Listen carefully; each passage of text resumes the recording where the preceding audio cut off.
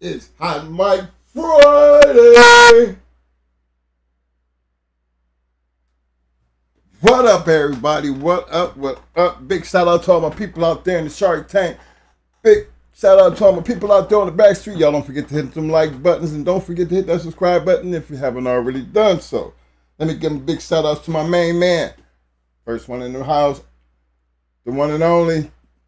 The one and only. Supports any and everybody coming through with a two-piece. Let me make sure I seen that right. Yep, coming in with a three-piece. The incomparable, long-time supporter, Mr. Dickie Foster in the house. What up, fam? Appreciate the love, as always. Let me see what else I got here. Big shout out to my main man, Double M Despo. What up, fam? Big shout out to my man, Eli Monster. I see you, fam. Representing the D, my man, Chico Nicholas. I see you, fam. The Mad Doctor's in the house. What up, fam? Big shout out to Styles Kennels. What up, fam? Shout out to my brother out there. Pit Dog in the house. Simplify, what up, fam? Bloodthirst, number one, a.k.a. Havoc 360 in the house. What up, fam?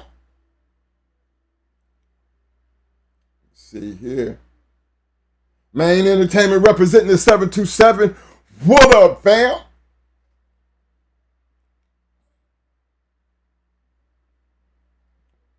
Big shout out to another longtime supporter, the one and only my man, Mr. David Morris in the house. What up, fam? Yo, my man K-Walk in the house. What up, fam? The Swamp Nest Monster, a.k.a. Melee in the house. What up, fam? Let's see. Oh, man. What up, fam? Let's see here. My man, Johnny 5, LBC 213. What up, fam?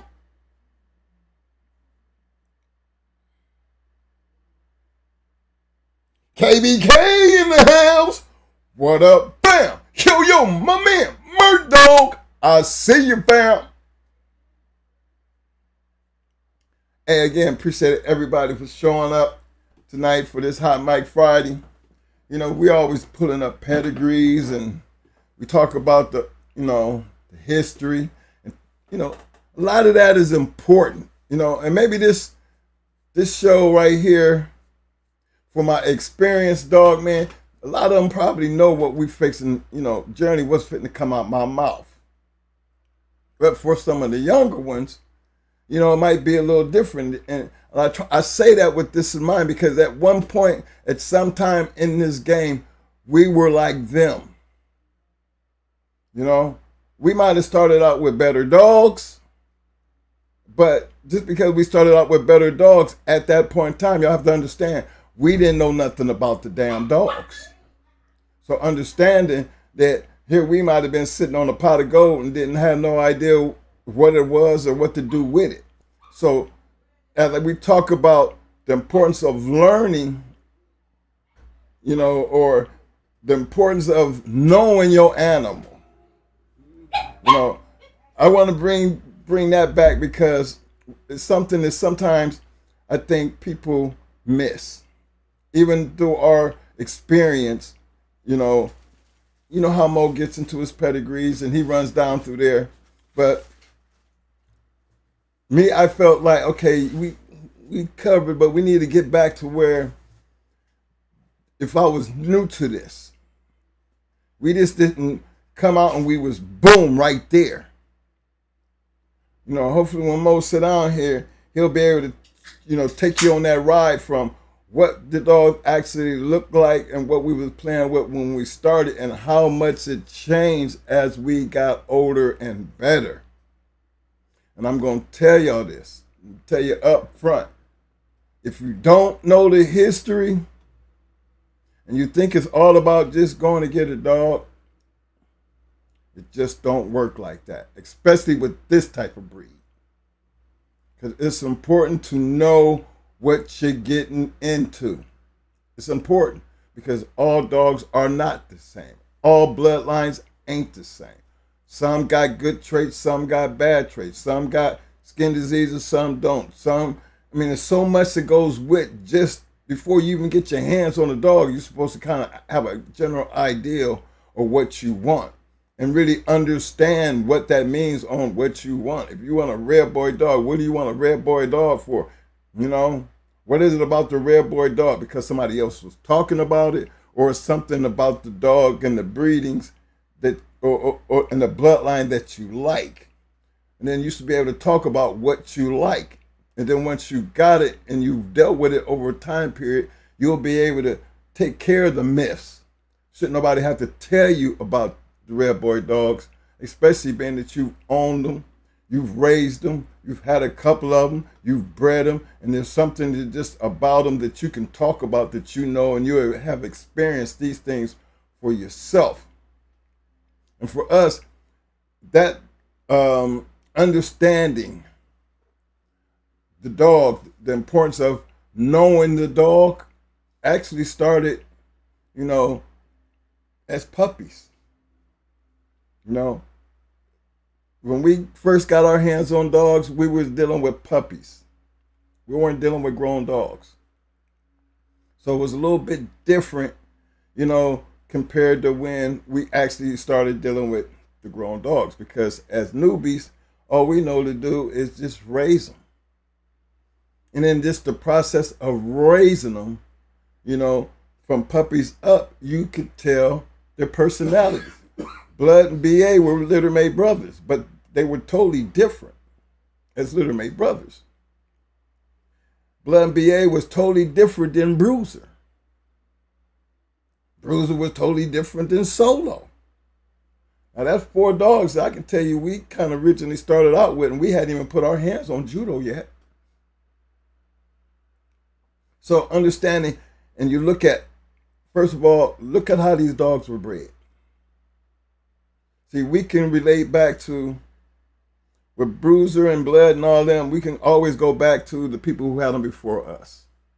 And now that we know the bloodlines and everything, you kind of see, when we talk, say things about Eli and Rascal dogs, and, we can tell y'all about them because wait till you see some of these pedigrees. When you look at these pedigrees, you got to just, for what we know now, you'd be like, damn. Prime example, hold on. I'm going to start with the very first one. Let me go get my boy right quick. Where he at? I'm going to start with this one right here. This dog right here. Look how this dog is bred, y'all. That's Bruiser. Look how Bruiser is bred. Look at that. Now, come on now.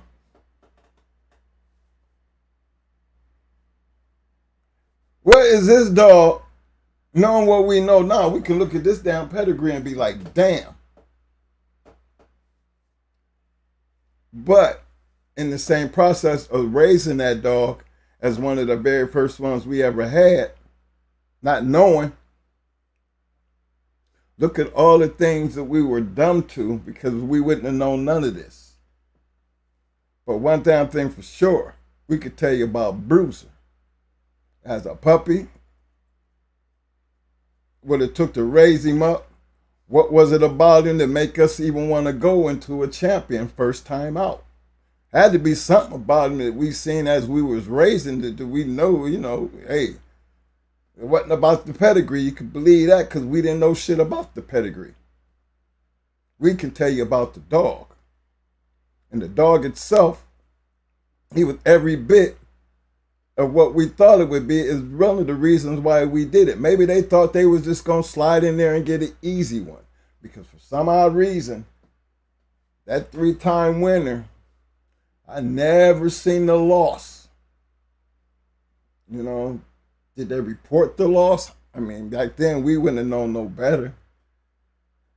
But for the ones who got a chance to see, Maybe that's why Bruiser got stolen, because we never would have thought that somebody would come by and steal a dog back in them days. You know what I'm saying? But after losing Judo and Mikey, we've lost many dogs over the years by people stealing them. And I guess when you got good shit, people will go off their way and take it.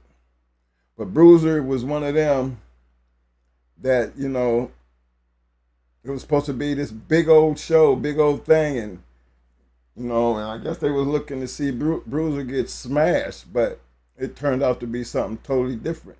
And he did it in 40 minutes. A total wrecking machine. And keep this in mind, gentlemen.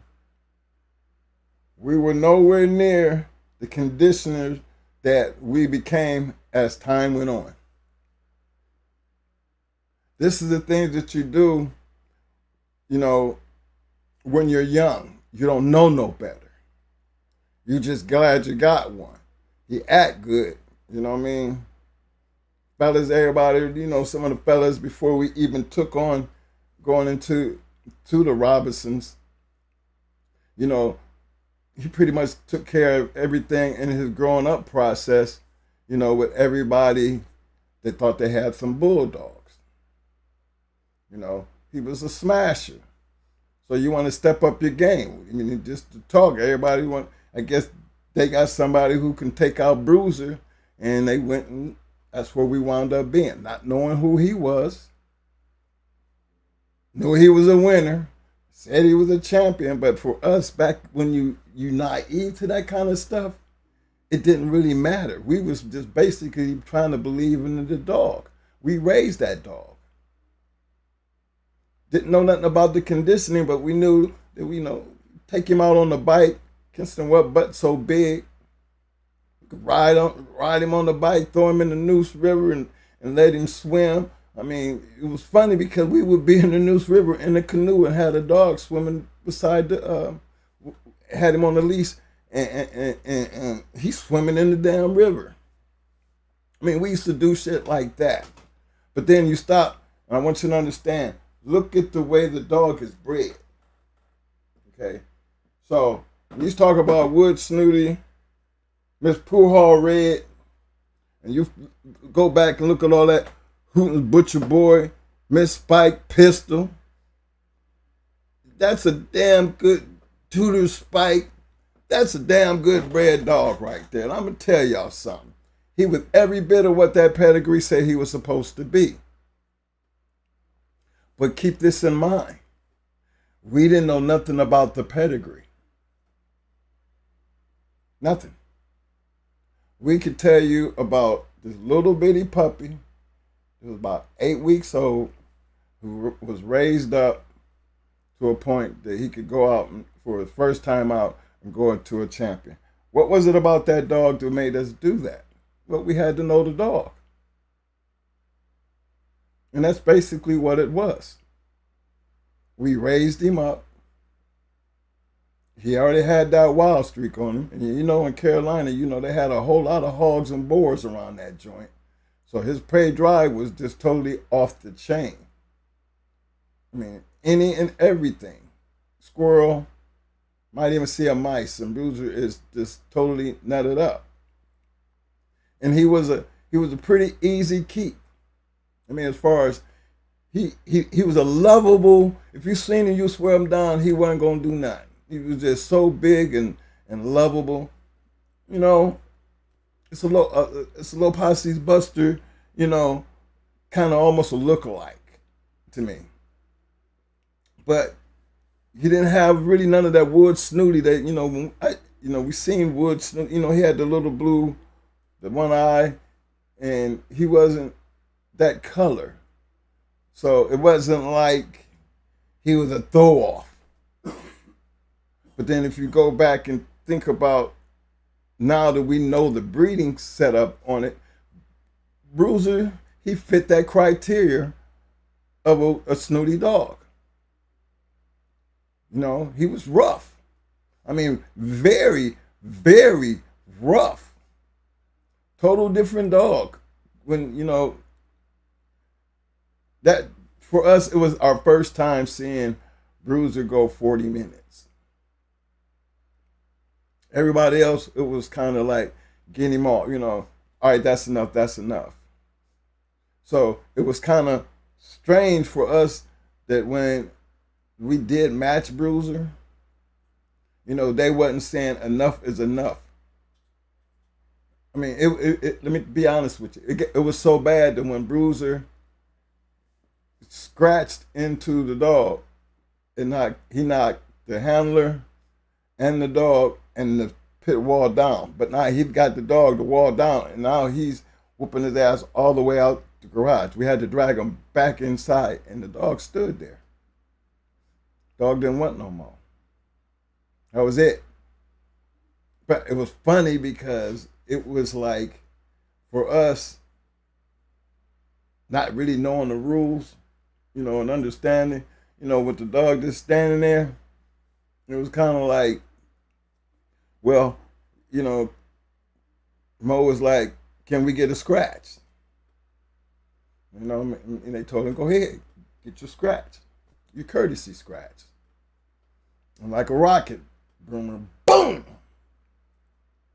And the thing that kind of had me messed up was it was a courtesy scratch, but instead of them, Mo trying to handle the dog, they wasn't trying to handle their dog. So it was like, you got to, that was something new because, all right, the dog lost, but there's nobody going to handle the dog. Hold on right quick, fellas. I just noticed this on here. I don't like that on my screen. Sorry about that. I ain't like that on my screen. But that's just an example of some of the things, from where we started at. And as you notice, Mo's going to start working his way down that line of where you start at, and you're going to start seeing bloodlines change. Now, you're going to notice we dealt with a lot of good bloodlines. This is not the only pedigree you're going to see looking like this. It's not. So I really feel like we did have the quality of the dogs. It was just learning what to do. Now, as a dog trainer, because right prior to this, he was already raising Doberman pinchers.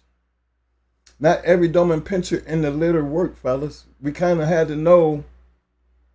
I mean, as you learn this, we learned early dealing with the Dobermans. The pick of the litters.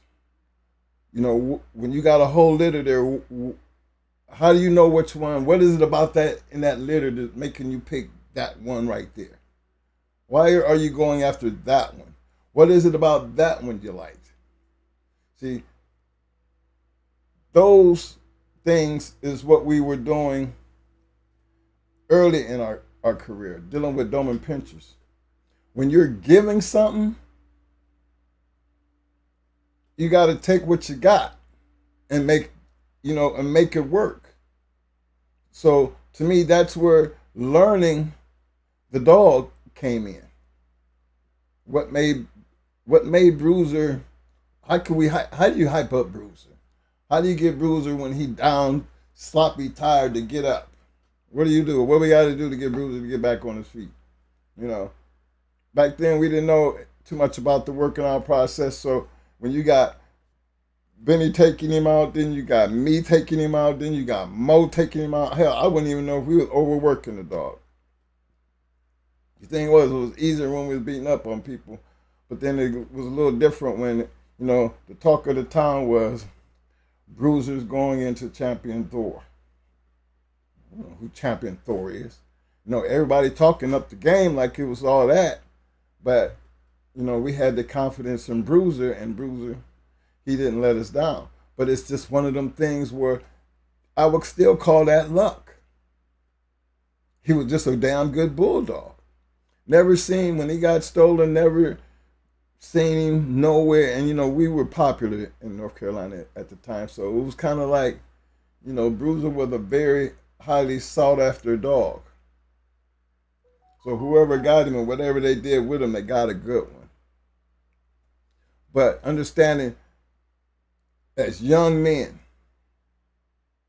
who had training experience, I have to tell you, dealing with a Doberman Pinscher is a whole lot different than dealing with a pit bull. See, them Doberman Pinscher needed to be touched every day because their purpose was a lot different than Bruiser's purpose. Bruiser sat on the chain and until we came and got him. When we came and got Bruiser, almost like he had a watch, because he knew what time it was to eat. He knew what time, who was coming to work him out. See, he knew how to act with each one of us individually. He knew Benny was going to be the one to feed him. He knew Mo was going to be the one to work the shit out of him. And he knew I would be the one to ride the bike. And then when I get back, I'm sitting there. They can still come in, and I'm still sitting there with Bruisers. Fell asleep in my lap while we sitting there watching TV. Because I let him do anything. Once I was done, when we come in the house, I lay on the couch, Bruiser getting on the couch with me. But that was the relationship we had with the dogs. Now, as we got older and started having more dogs, you have to understand that your knowledge can't help but change. You know, because if you go from Bruiser to Solo, BA, and Blood, and then the Judo. I'm pretty sure Mo's going to run them down. But let him tell you, as a person who's raising, I mean, these aren't dogs that we bred.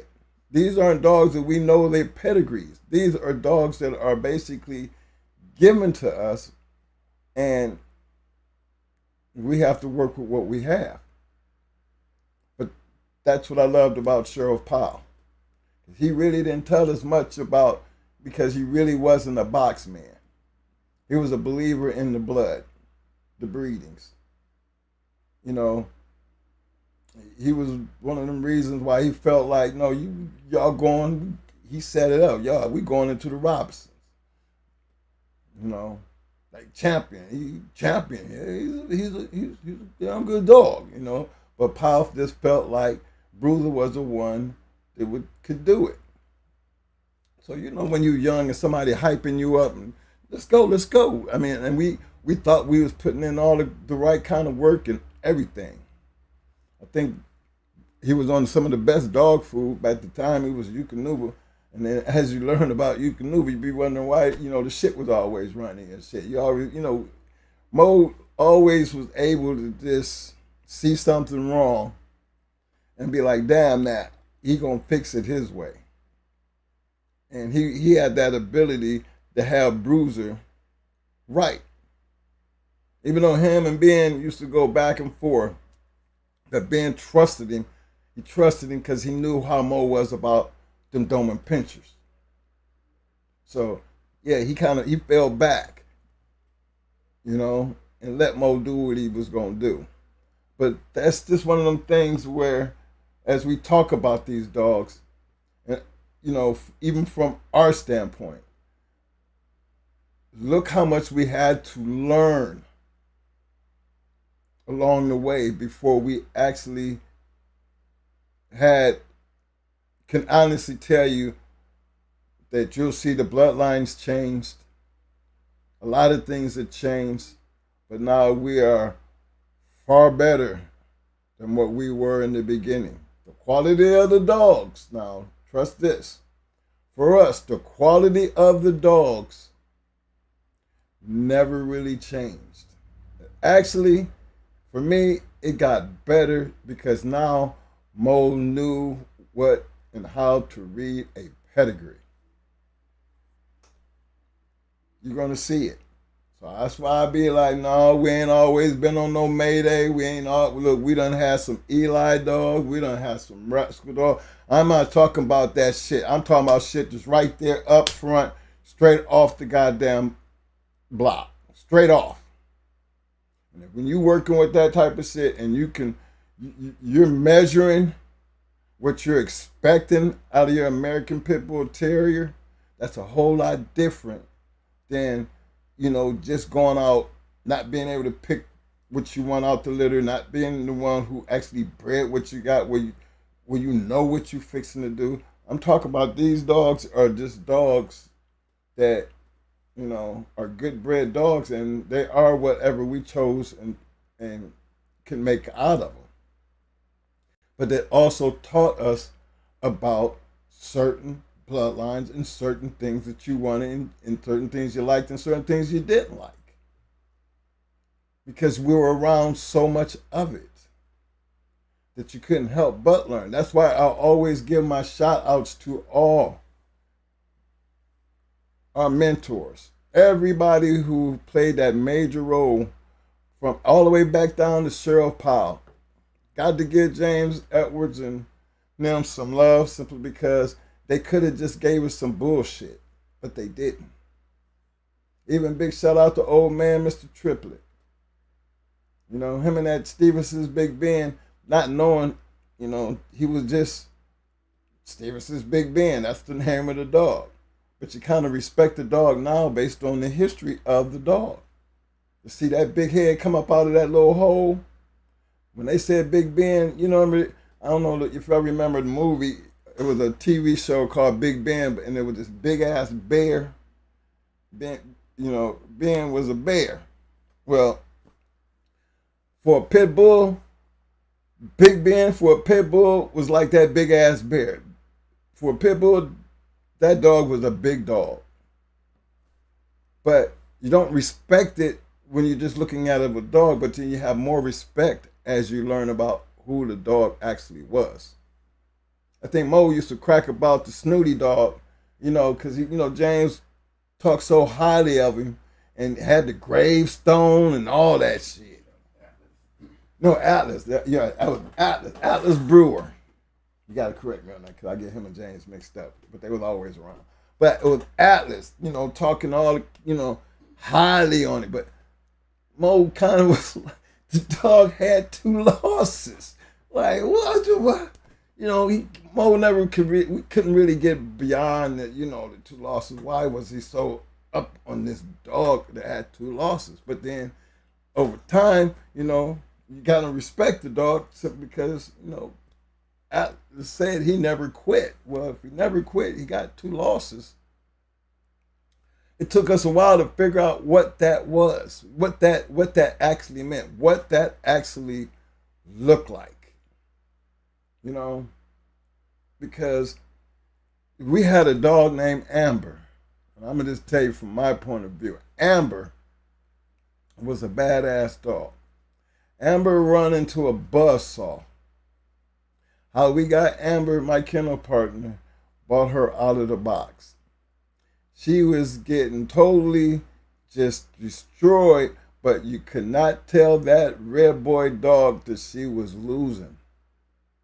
You couldn't. She didn't show no bad signs. She just, all she knew was to just, but she had no idea she was losing. And in her last days, that's the way she went out. She just one of them kind of bulldogs that just to do her justice, to let her go out the way she chose to go out. Now, we didn't have her in a box or anything, because she already had, she was bad off, but it wasn't a box that did it. She had cancer. But you couldn't tell her. I mean, anything came around her, she was always going to be Amber. And I remember the day she died, and the people who got a chance to see her, I seen grown men cry. Literally cry. I said, man, that's one hell of a goddamn bulldog. You know what I'm saying? Because she really was one hell of a bulldog. But she was at, I would say she was the foundation dog for us. Because one damn thing that she did outside of all the crybabies, the Bloods and the BAs and the Solos and all of them, she represented very, very well. Because what she put on the ground, you know, is undeniable because that's what led to the going hard bloodline. Because all basically behind what she was able to produce. But you think about all that shit beforehand. Look at all them pedigrees, you know. And, you know, Mo, he can tell you about them, but I'm going to be watching the chat. So if anybody want to have a question or get to the point that you want to call in, you know, call in. Because our thing is, you got to know your dogs. In order to know the dogs the way you're supposed to know the dogs, you got to know the history of the dogs. Now, take it from a person who's sitting here telling you, based on that pedigree right there, that pedigree right there, very first bulldog, and we ain't know a damn thing about that pedigree. All we can tell you is about that dog. Imagine how much better we became after knowing. See, we can't say we was the same people that had Bruiser by the time we got to, you know, Amber and Mikey and Dusty. Remember, Dusty was still a learning experience. Mikey wasn't. You know, Mikey was at that point, and we'll go over that with y'all, but Mikey was one of them dogs that, again, he going into the Legion of Doom. Everybody's talking. Y'all on a big car. Y'all ready for that? You're going into the Legion. They don't lose. Y'all, that's taking you biting off a little too much. But we wasn't the same guys that had Bruiser at this point. We know, big shout out to Millbuster, because that was a gift. Mikey was a gift from Millbuster. But the fact is, we wasn't the same guys. So what changed? A whole lot changed. That's why we're going to talk about the things that we generally don't talk about. And that is knowing your animal. And you are crazy as hell to say the history don't matter.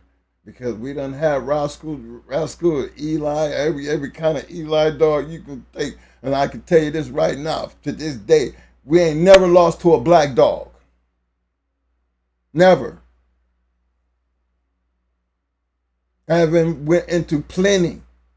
And maybe that's one of the reasons why we didn't really get into black dogs, because gotta look back now. Blood BA, you gotta look at, wait till you see their pedigrees. They wasn't no and ratchet. Look at these pedigrees, man.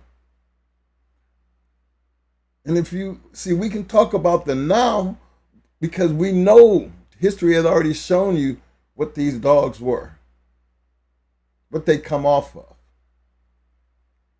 Back then, there was just normal ass dogs.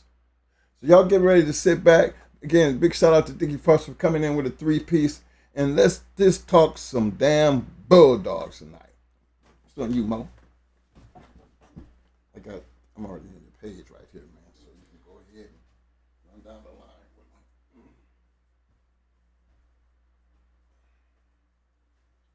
I think I got the charity that year. I'm back. What's up, everybody? Got my USMC on tonight. Grave digging.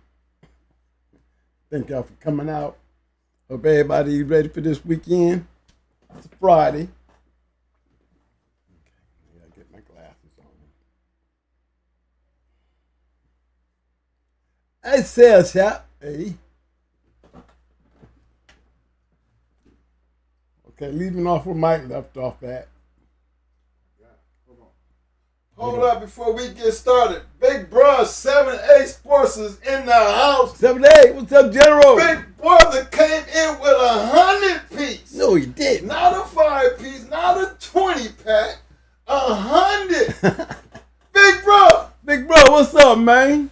Appreciate the love, family. Said much love to my our brothers, the twins. Check us out. We still here, fam. I see you, bro. I see you. I ain't never gonna forget about you, man. But when you stopping through like that, that means you got my attention. I will be there. And I advise any and everybody who have not become a part of the membership over at Patreon, please do understand they still got it cooking over there. Big shout out to 7-8. That was one of the, when we first started this thing out. It was 7-8. I said, man, I sure would like to be like them. That's what it was. Now, we was already, hanging out with Dougie, you know what I'm saying? So, just to see, hanging out with Dougie, you get a chance to see the different kennels, and then you see him going off, having problems with them. But I'm thinking, man, look at all these people that be going to his show. And the people we had on the show and stuff, I was like, man, we're going to do this, man. We're going to do it like them. And then the way he brought us in and took us under the wing, you know what I'm saying? That's what the cool thing about it was. I say brought us in, he brought us in. With all the heavy hitters. I mean, he had Roster Man. We knew Roster Man. He had Kari with Tyrone. We knew Bakari. We didn't really know Schoolboy, but we knew his dogs. And that's a hell of a panel. And then we had Ram, walking down Ram. I just liked the way he talked because he was like more like, everybody else was more like the old-fashioned neck and ties, and then you got Ram just going everywhere. It made it good. And then you got the general, he's got he had a big following. And I wanted our show to be like theirs, If we could get that kind of attraction in people, And he's always been there with us, always have been there behind us. My biggest thing in this whole thing was being on his show. That was a highlight for us. We really appreciated it. We enjoyed it. And I think it was a big pinnacle point of us in our growth, the way this channel jumped off. We had our own style of doing things because we experienced a lot, and we just put it out there on the table for y'all. But it was definitely a big thing, still a big thing for me to say, what was your biggest moment? When I was on 7-8 Sport, was my biggest thing since we started doing these shows, That was big. That was a big thing for me. And it was welcome, So big shout out to Big Bruh, still showing the love. Fam, we still on top of that, man. We still on top of that. Still. Always gonna appreciate it. Never gonna forget. That's something that, I add to that thing, all good dog men and the people that we met in our journey through this thing, okay? The big shout out to 7-8. Still the man. Care what y'all say, he's still the man.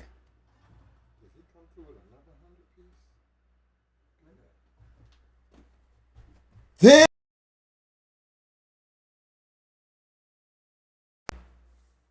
Did he? Man, I thought I was going crazy, but Big Bro come back through with another 100. Damn. I mean, damn, Big Bro.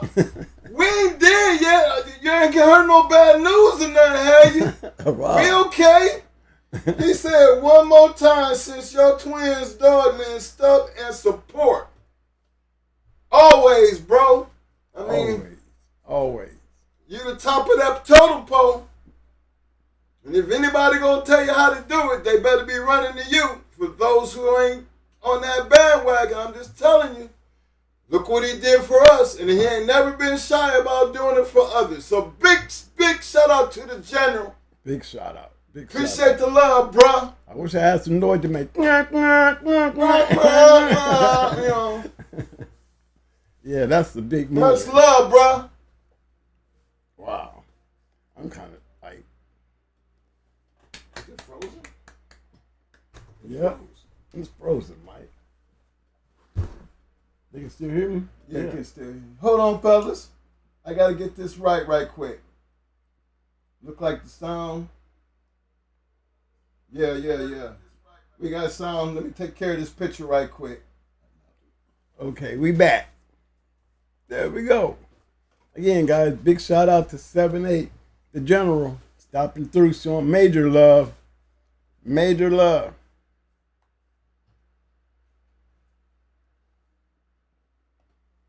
Yeah, I ain't gonna lie to you.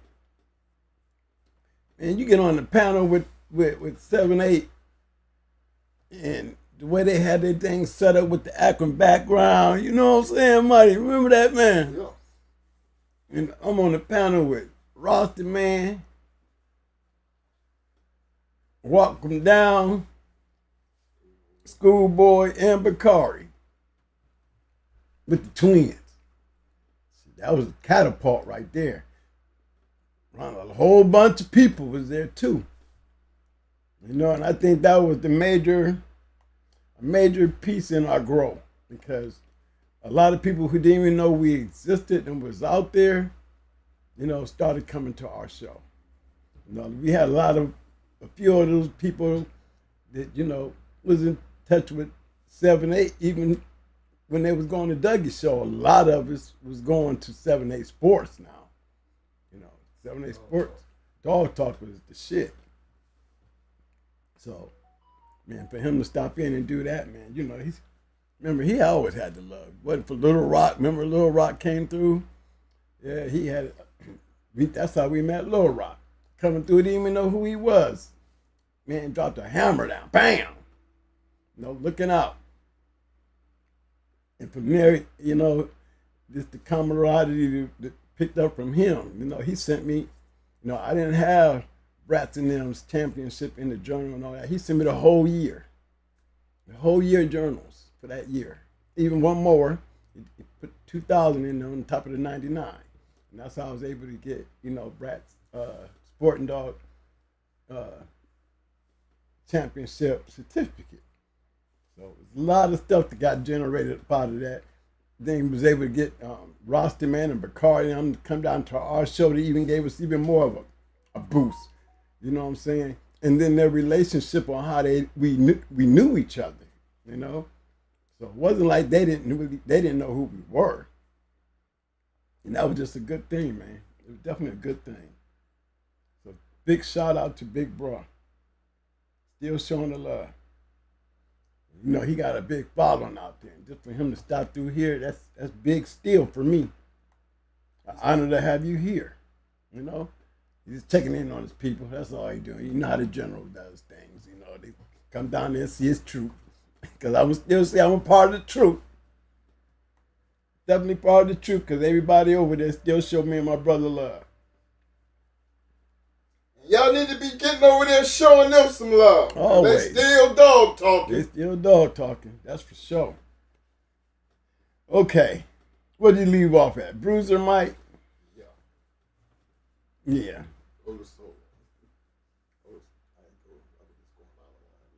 Okay. I'll go to solo. Let me see if I can take this off. Then I can bring it back. Just want to do that before I go.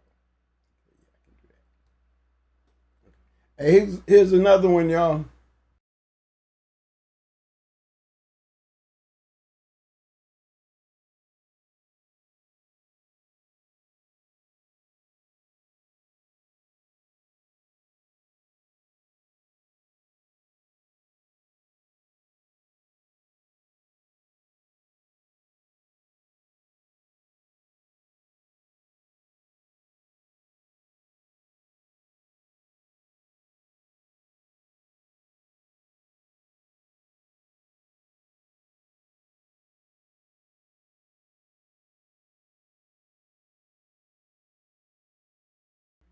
But swinging in. You check the chats and shit. Okay. Would you want to wait till it come back up? Yeah. Okay, I'm back. I am back. Okay, well, I was saying Solo. This is the second dog I got. Now, James Edwards gave me this one, and she was like 8 weeks old, but the day he gave her to me, he said, I'm going to cut her ears. I was like, okay. And he was like, now when I do this, you're going to have to pull them or they're going to turn out to be pig ears. So, I mean, me having Dobermans, getting their ears cut was nothing new to me. I just never seen a person literally cut their ears. And he cut her ears and she was bleeding.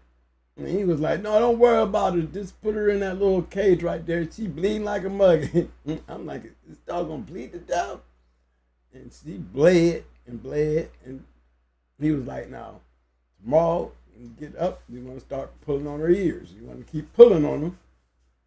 If you don't pull on them, they're gonna turn into pig ears. You don't want that. This dog got a nice sized head and she's gonna have a real pretty cut. And James Edwards could definitely cut ears. And the way he did it, he put a little mark on it, put the ears together, put that little mark, and then he just took that razor blade and just swap. No guard or nothing. No guide or nothing. Just swap. And she did. She had one hell of a cut. When she got older, that head and them ears just made her just such a beautiful dog. But look at this is how she was bred. Now the dogs that we got from these guys, we had ADVA papers on them. Didn't know nothing about them. Didn't know nothing about the dogs in there. At this time, we was down there in the Carolinas. We didn't know who these dogs was and how they was bred. We just had the papers on them. So this is one. She won in 29 minutes. And she won over a one-time winner. And she was a little dog. When I say she was little, she went in about 31, maybe, but she came in maybe about 30. And we knew she was tough because we had her, wasn't no dogs her size. So we always was letting her run in there and hit anybody. Anybody had a female, we was like, we'll put her on them. We put Solo on them. The thing about Solo had a mouth. That was one thing about her. She could bite. That was the thing about Solo. She was a hard biting little dog. And then, after learning her pedigree, I know why she bit hard. I'll never forget the day I left her out there on that landing. I'll never forget the morning that I woke up and I found her hanging there. It was just a sad, sad day for me. Because she was definitely a nice, pretty, beautiful pit bull. And she was bad. But look how she was bred. This is the second dog that we got from them. Okay?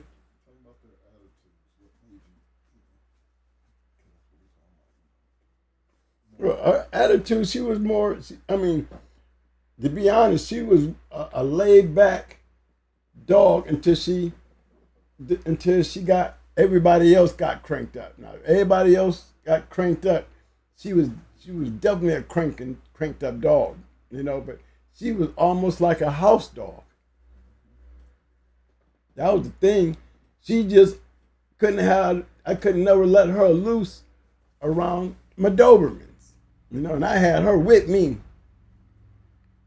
I just could never let her loose around the Dobermans because she would hit anything that moved. So, I always had to keep her, the Dobermans was put up, then I would let her run around the house. But you couldn't even let the Dobermans even come through the room and she was acting a donkey. And that's why I tied her up out there on my landing at night. The first time I did it, and turned around and lost her. But she was a good bred dog.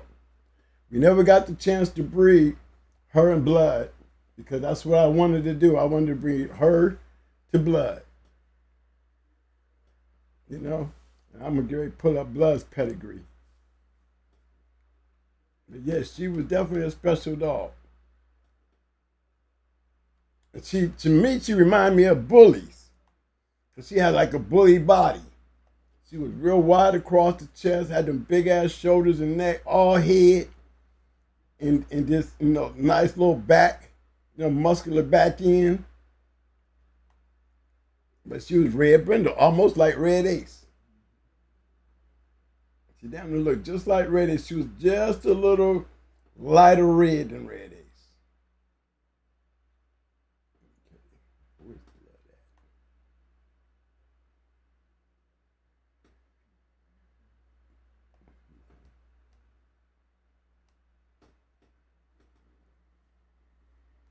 This is Blood.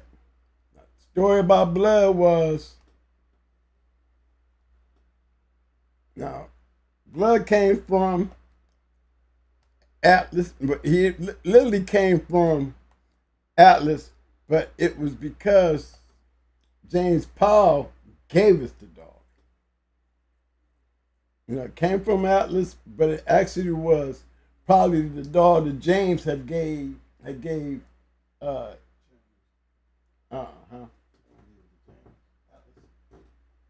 no, Atlas gave it to me, but it was when he didn't have Levi yet. See, Levi came from Atlas Brewer, and when he gave Paul Levi, he gave us a pup off of Levi. And this is how we knew who Mr. Triplet was, because Paul knew Mr. Triplet, and this is how we had the opportunity to see this dog. Didn't know nothing about him. We just rode up to Mr. Triplet's yard one time, and he introduced us to him, and he showed us who Stevens the Big Ben was. I really knew who Stevens the Big Ben was. I really didn't. But evidently, every time they brought up a dog, you know, this was supposed to be a special dog. You know, we ran around with the flow. But this is how Blood was bred. They had a dog named Buster D. The dog's name was Buster D. You know, he was winning down there, and Paul was like, you know, Blood can get that dog. He just really believed that Blood had that ability and mouth, and he was rough enough to get Buster D. Now, everybody act like they were scared of Buster D. We being, you know, us being young, you know what I'm saying? It didn't seem like we had knocked off two good dogs, so Buster D wasn't no different. We were still Marines, you know. We had that definitely Marine Corps attitude, you know, because we know we see enough out of our dogs that, you know, all we can do is, to me, all pit bulls fight. That's what I say. I say all pit bulls fight because they seem like everyone we got, they was fighting. Didn't have to train and do none of that. They were just good fighters. So we was like, you know, being used to always say they taking our mentality because we was never nice to dogs. You know, we taught our pit bulls like we taught our Dobermans. You know what I mean? We like to see them show their aggressive side. So we was always, you know, like we do the sleeve a lot with the Dobermans. Well, we did a lot of things with the pits that I would use, like I would train the Dobermans. You know, I would let the pits hit the sleeve and taste the sleeve and grab the sleeve and work the sleeve, and you know, so it was really basically just doing the things that I did with the Dobermans in my training. You know, I used to do with them for exercise. But yeah, they hooked up today with Buster D. Got a chance to go in there and meet Blood. Everybody was looking for Buster D to come in there and smash Blood. Everybody. Blood had Buster D quitting in the corner. Stopped him in 19 minutes. Well, they said 23. But I think it was like 23. I thought it was 19 personally. But yeah, it just know this. It started off a good swap out. It was a good swap out. But this dog was just a real damn good dog, and he bit real good. You know, Buster D he was rough, but he couldn't take what he was dishing out. Blood seemed like he could take what Buster D was getting on him. All that did seem like it was just pissing blood off. But when Blood was grabbing Buster D in them shoulders and shaking and snatching him off his feet, Buster D acted like he wasn't used to somebody doing that to him. You know what I'm saying? And the more pressure he tried to put on Blood on the comeback, Blood was pressing him. Shit, Buster D, you could tell when that tail went from curled up to now it was laying down. Then it went from laying down, you get that little fuzzy little thing in the back by the top of where the tail come off the body. One long after that, Buster D quit. Now, by this time, we became pretty well known. You know, everybody knew who we were. And with a lot of help from Sheriff Powell. Because Sheriff Powell, he's the one setting all this up. We don't know these people. You know, he right. Get out these backyards, we gonna go see some people because he believed in the dogs that we had. He believed in them, you know, and he was definitely one to be out there and hooking up stuff saying we gonna go get this one. But, you know, that was a big point for me because, you know, all I knew is everybody always was talking about Buster D. You know, he was damn near like my neighbor. You know, and the way he used to talk about Buster D and everybody else talked about him, you know, I was a little worried about Buster D. You know what I mean? You know, I ain't know. But yeah, the day came when he bought Buster D. Look how he's bred.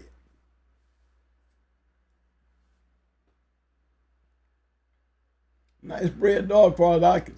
Then right after that, we got B.A. B.A. was a different story.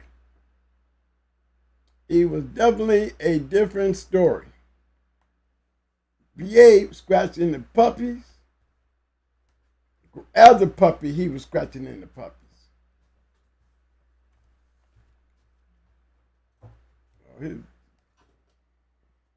See, this is a litter mate to Blood in them right here. Oh man, Triple had this one. But that was Blood litter mate. Since she had any puppies. You know, somebody did something with her. I don't know who Liggins is. But yeah, we had the brother name. His name was B.A. You know, we never did get a chance to do B.A. Because everybody was scared of B.A. It was like, I don't know, I guess because I knew how to train dogs and B.A. was very, very aggressive, that I took on the deal with B.A. because B.A. wouldn't bite me. Because, you know, I used to knock the hell out of him. You know what I mean? Because he would bite you. If I'm going to feed you, you ain't going to be biting me. So me and him got the understanding that, you know, and then the other thing was, not only was he a man biter, he was a digger. I'm talking about he would dig to China, y'all. I am not lying. His whole chain area was like a tunnel. I mean, he dug so dang much. I mean, it was like ridiculous. He would spend all day digging. And we tried to roll B.A. one day. B.A. had everybody running. B.A. had everybody running up out of there one day, man. Shit. The dog ran. B.A. figured the dog, I ain't going to be chasing the dog. I got too many other bodies around here. You know, he didn't care who he was going after. He went after everybody. He cleared a whole barn one time. Jumping out that box. So we knew, you know, dealing with B.A., we would have to put him on a leash, bring him in, take the leash and the collar off of him, and let him go, and make sure you got your hands on B.A. when he ain't got a dog. You making too much noise out there, B.A. He didn't care. He going after the easiest thing that he could catch and attack. We ended up getting rid of BA. And BA ended up getting put down. I said, dang, man, we would have knew that they was going to put him down, you know, I probably would have went on ahead and kept him. I had blood, and he was like, you know, I just wasn't ready for a dog like BA. But I would have kept him. I wouldn't have put him down. But they said he was just a dangerous dog. You know, he would bite kids, he would bite people, he would bite dogs. He just was a big old black dog that just attacked everything. He didn't like nobody. But he Blood made it up to Ohio. BA didn't make it up there. The last dog that they gave us before we moved to Ohio, back up to Ohio, because Carolina was okay, but we city boys, and it just didn't work very well for us being in that little country town of Kinston, North Carolina, because we was wild young men, you know, and then we had a little gathering, you know, our popularity started getting, you know, young involved, because Ben was always advocate to young kids, and he ended up getting a little following. The next thing you know, that they was calling him a gang, you know. So we was like, man, we need to get back into our own place where people used to the way we are, the way we act. Judo was the last one.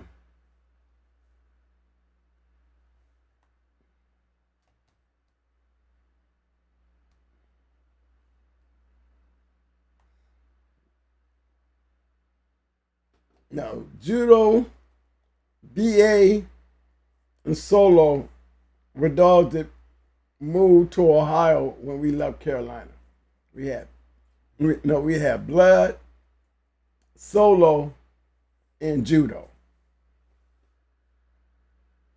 Judo was a young dog, and I didn't have him. I had him. He was a little older. He wasn't no puppy. He was like 13, 14 months old when we got him. Little brindle, big hair, ears. It kind of remind you of Going Like Barney. That's where he, you know, it was really him that we went and came up with the Going Hard Kennels name because of Judo. Because Judo looked it like Going Like Barney. But he fought like, you know, Pa used to say, he fought like Search and Jeff, because I guess Search and Jeff was a head dog. And he used to say he bit real hard. And then Pope gave me some insight on Search and Jeff when he was talking about him. And this is as he was teaching me the pedigree. But we got to going, we went into the Going Hard name because Judo looked at just like Search and Jeff. I'm talking about, I mean, not Search and Jeff. He looked like Going Like Barney.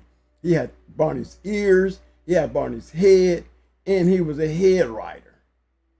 We learned that real early. Because as he got older, we put him on Blood. He wrecked Blood. Yeah, he had wrecked Blood.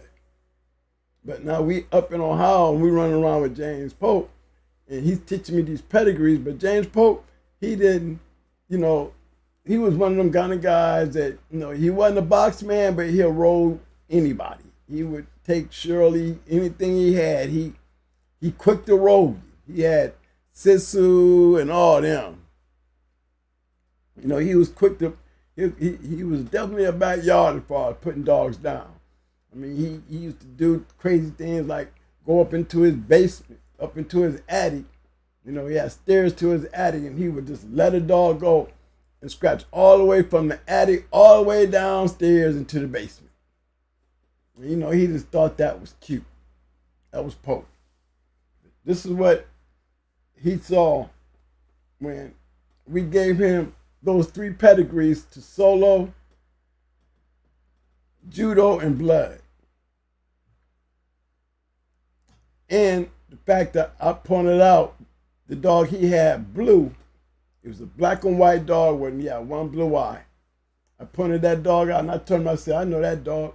I seen that dog on Atlas Brewer's yard.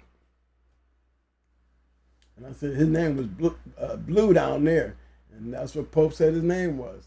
He said, yep. And I did get it from Atlas. And from that point on,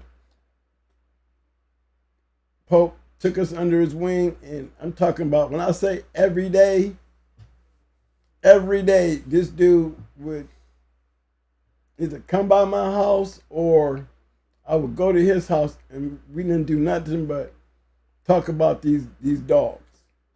You know, I don't know much about them, but I'm learning about them. Judo, you know, Pope didn't tell me nothing about when we was going 46. And a guy named Jethro, and you know, Jethro had a dog. His dog was Miles champion Stein, his little mate brother. Champion Stein little mate. And the dog went on to become a champion too. But we was his first time out, he went into us. And it was at 46 pounds. And believe me, we was nowhere close to, you know, our real weight. And this is when we learned our lesson. Judo jumped out there and did the head thing on him. But I guess, you know, I forgot what Jumbo called that dog, but he was a damn good dog because he stayed there and he just waited till Judo just got tired because Judo was too small for him, and Judo could do what he could do. Judo could do what he could do, and that's when Cass told us to get that dog out of there because y'all don't know what y'all doing. Said y'all better get that dog out of there before he get killed. Cass, the way he talked, you know, he had you laughing, but at the same time, you better take him serious. So he told us to get that dog out of there. So we got him up. He scratched, and we just took him home, and he was like, man, y'all ain't in Carolina no more. That's when we first learned, you know, y'all ain't in Carolina no more. I don't know what they was doing down here, but down up here, you would get your shit killed doing that crazy stuff. That dog is a 30-some pound dog. And I remember when I healed him up, about 3 or 4 months, Cass was talking about a show coming up. He wanted us to take Judo out, but this time bring him down to like 35. He said, that dog can make 35. And every day, I would walk from my house all the way over to the east side with Judo. And when I got there, Cass would have me put him on the treadmill. He would be running the treadmill. And then after I get him off the treadmill, I would walk all the way home. Now, keep in mind, now, Cass, he don't waste his time. So you better be there, and you know, he's not going to be waiting on you. You know, he expect you to be fluent. If you're going to be in these dogs, you got to be dedicated. You know what I mean? So he expected me every day to be there, and believe me, I was there every day.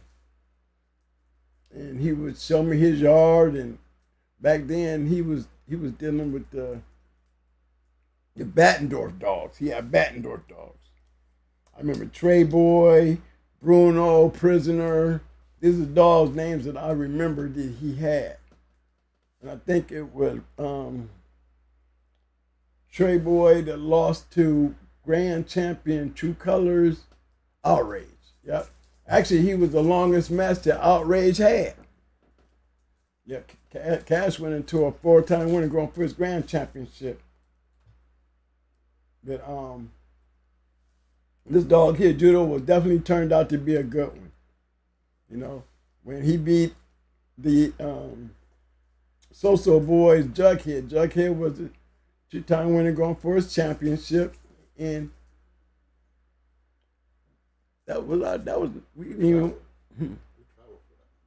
we traveled for that. We traveled up to New York to go on the Jughead. Now, Jughead was down in, that was his second one. Jughead was down right in Akron. Remember, they came down. Yeah, New York came down to Akron. And we was on a card. The same night, we saw, remember, Satan went. Satan was on the same card. But, yeah, man, he went in there and he knocked off Jughead.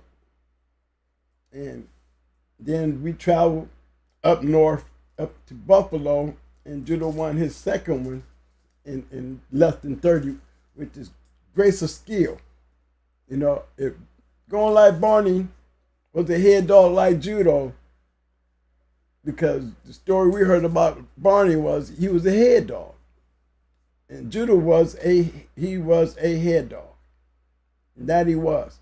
He could wear you down by riding your head.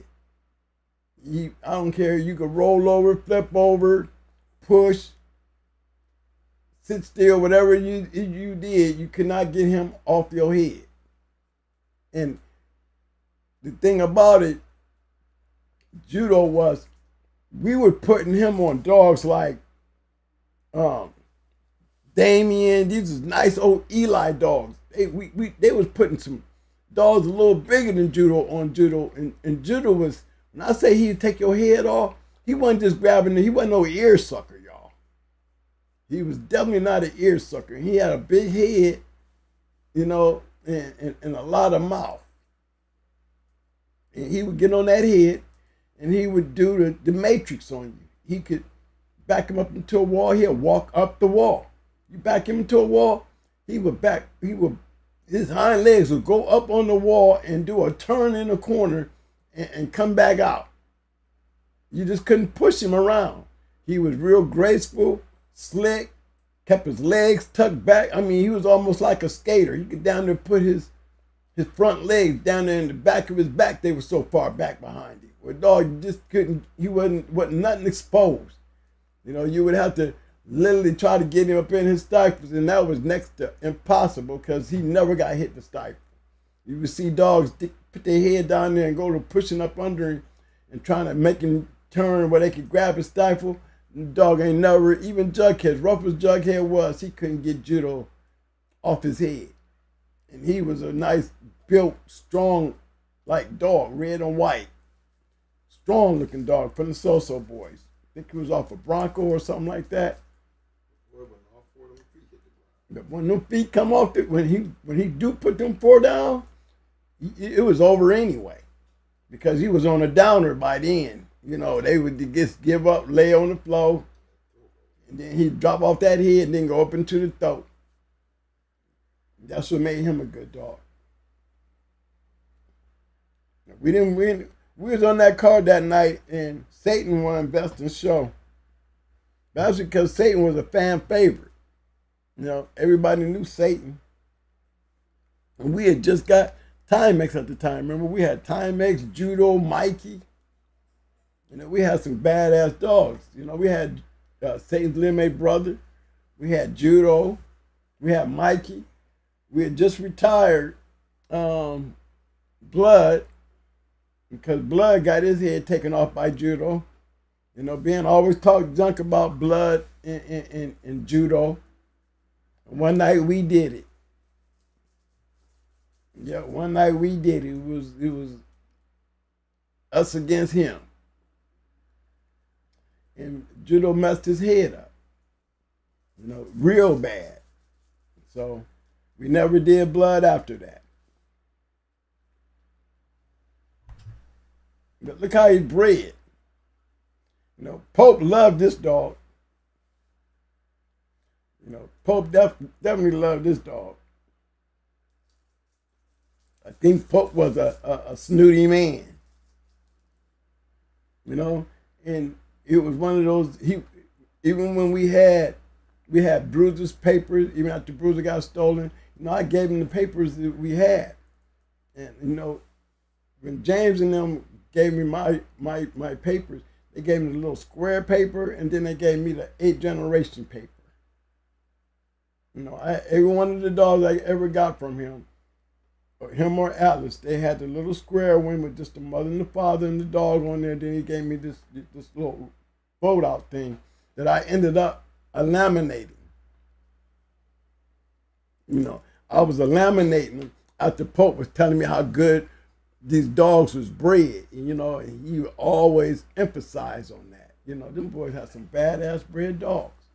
You know, and they dogs was good. They wasn't just dudes coming in the game with some shit, trying out some shit. They had some badass dogs, and they were some good dogs. So, you know, I started appreciating my paperwork. I took the papers that I had and I had them laminated. This one was one of those good ones.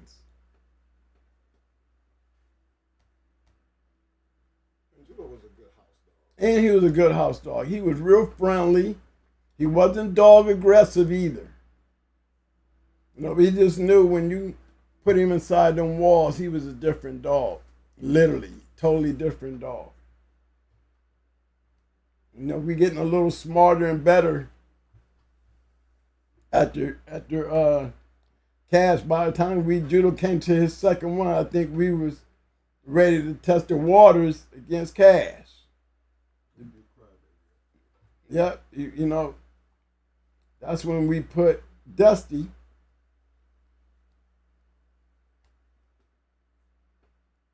this little female right here, we lost to Ohio Cash. Which Ohio Cash back then was named, his kennel name was B. Crest Kennels. We had this little female right here.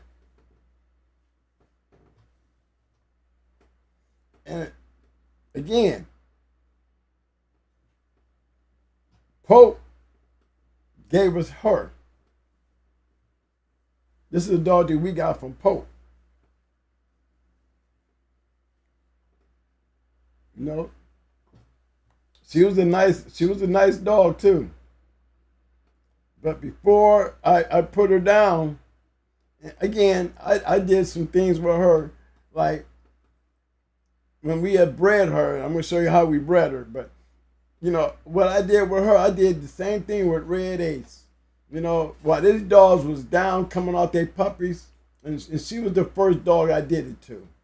You know, I think she should have never lost.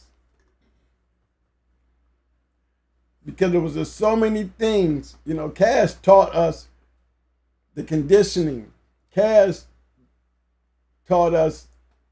We didn't really start traveling with Cash until after we lost. See, once we lost, you know, Cass had just like opened up the door and brought us in, and now we're going to Detroit. But prior to this, like this dog here, we still under Cass with the conditioning and the things that he taught us about conditioning. And, you know, I think he wanted to beat up this dog. He wanted to beat this dog just because of Pope. You know, Pope talked a lot of junk. He talked a lot of junk, and he was like, you know, I'll put that bitch on Huzzy. Huzzy ain't shit. You know, it was one of them kind of situations. But the thing was, I learned my first lesson about true handling. Now, this was no more this Florida, North Carolina stuff, you know, where I thought I was doing good, or like Judo, where I'm making good handles, yeah. But, you know, I never ran into the pressure of a referee or a crowd of people, you know, with the gambling intact, where a lot of things affected me that night in my handles, because there was times where I felt like I should have been able to handle her, but they was more or less like I couldn't do certain things. You know, it was like I'm learning something after the fact, because I let Dusty lay there on that dog.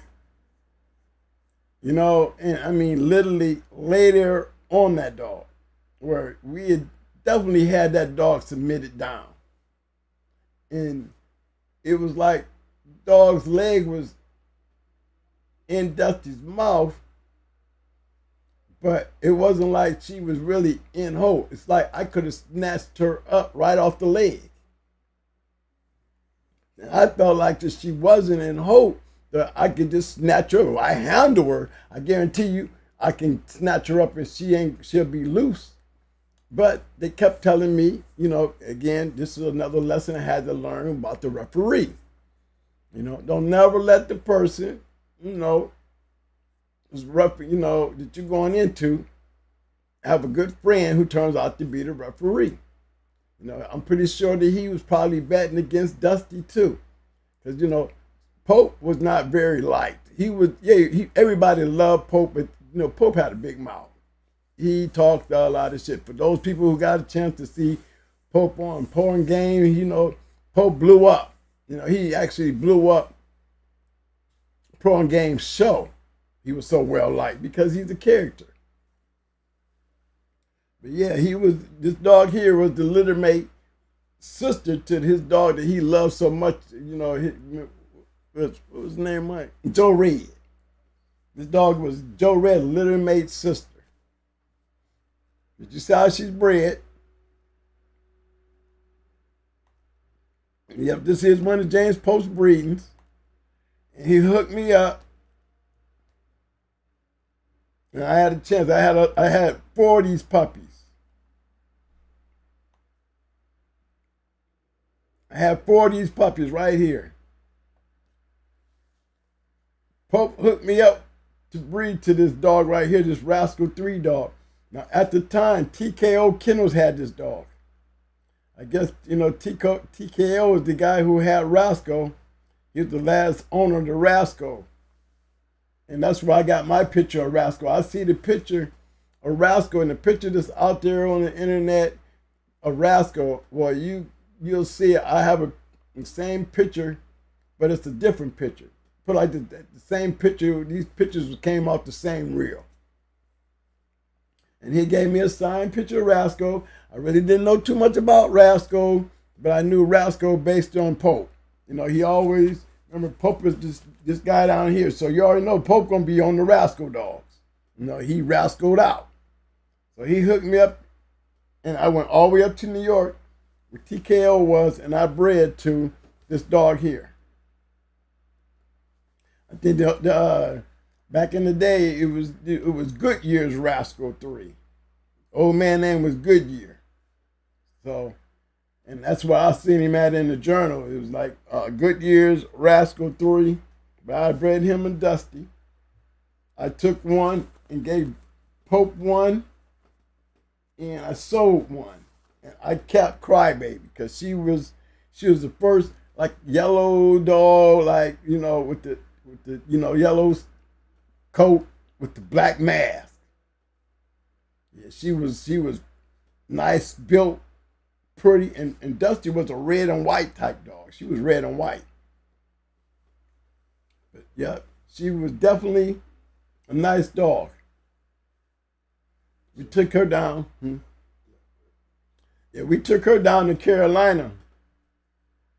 Yep, took her down, and we went all from Ohio all the way down to Carolina with her. And I think it was Atlas or James. I know they was both there. You know what I mean? And they was really glad to see us. They was really glad to see us, you know, when we came back. And we bought Crybaby in there. I took the pedigree down there with him, you know, because they both knew Pope. You know, and this was like Pope the one that hooked it up. So, you know, Mr. Abernathy was there. Dude named Dak, Reverend Dak, he was there. Bunch of white guys, but Kimsey Woods was there. Snake Man was there. That's how we knew who Snake Man was. But yeah, this little female here went down there, man, and she won in 24 minutes. Guaranteeing you, I didn't have no problem handling it. And the thing about this was, they knew that we had grown. You know, that was the first time we had met Tony Wade too, wasn't it? Yeah, we had met Tony Wade during this little time period right here. And she went down there and she did real good. She won. And she won convincingly. Now, keep in mind, the only loss that we had up to this point was, you know, Judo. We hadn't lost with Dusty yet. She was just getting off the puppies when we took Dusty and did Dusty. You know, but we up to that point right there, we had lost with Judo, and then Dusty. We came back and won with Judo, and then we came back with Crybaby to revenge her mama's loss. But Atlas and them definitely knew that we was definitely dog men by the time we came back there to them, because all they talked about was how muscular and how strong that bitch was. You know, they gave us a lot of praise on. Yeah. Huh? Yeah, we're talking about, yeah, we beat a good one. It don't say we be the good one. We was looking real good, real good. So they was giving us a lot of praise that, you know, that we had started developing in the game. You know, we knew our pedigrees by the time we got back down there, and understood and thanked them for the dogs that we did give, because Pope did a lot of, we always told him about how Pope bragged about the dogs that they had given us, and you know, we understand the breedings to them now. So we was coming up by this time here. And there you see Pope Shirley there, Wood Shirley. You'll find her in Amber's pedigree. We're talking about Abernathy's Amber, the one that produced Blackjack's mama, was Shirley. Same dog. I think when he bred Shirley to Bosco, Shirley never came back. You know, James had a habit. Yeah, and James had a habit, and he ended up probably getting 2 puppies, because I got one of them, because we had little Bosco. We had one named Bosco too. You know, we called him Little Bosco. It was off of Bosco and Shirley. So we had Amber's littermate brother from James Pope. But still, nice bred dogs, right? And the thing about them, the way their pedigree is, you know, and me still not catching on to the full impact of, you know, because we ain't got down into the breeding part of it yet, but starting to understand the breedings on how these dogs was bred. And I always knew, this is the part I always knew. Pope always kept me stuck to this stuff, this kind of stuff.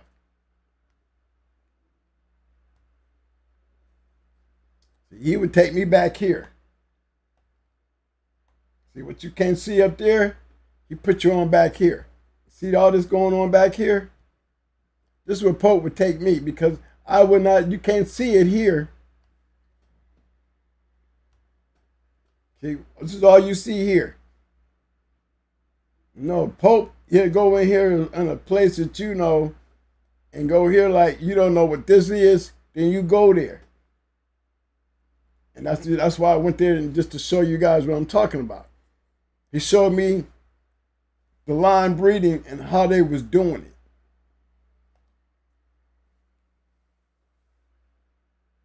You know, I knew who this dog was. I knew Dusty's daddy. Old Bart.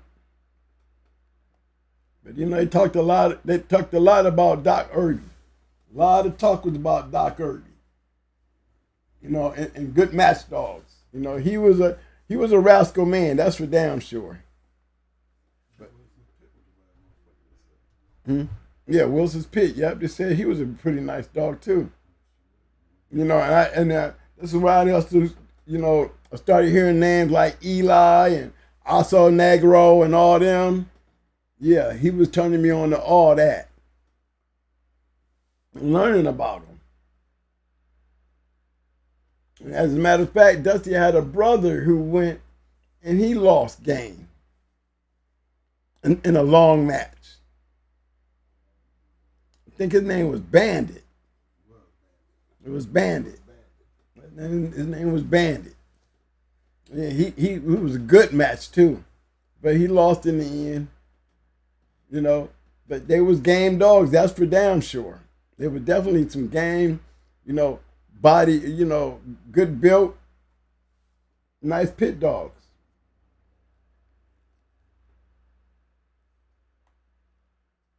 But see, Pope, he had Joe Red, and you hear him always talking about his great Joe Red, but Joe Red didn't never get matched like Dusty and Bandit.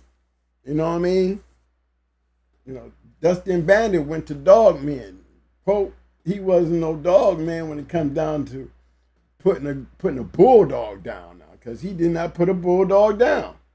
He rolled the hell out of him, but he wasn't matching him.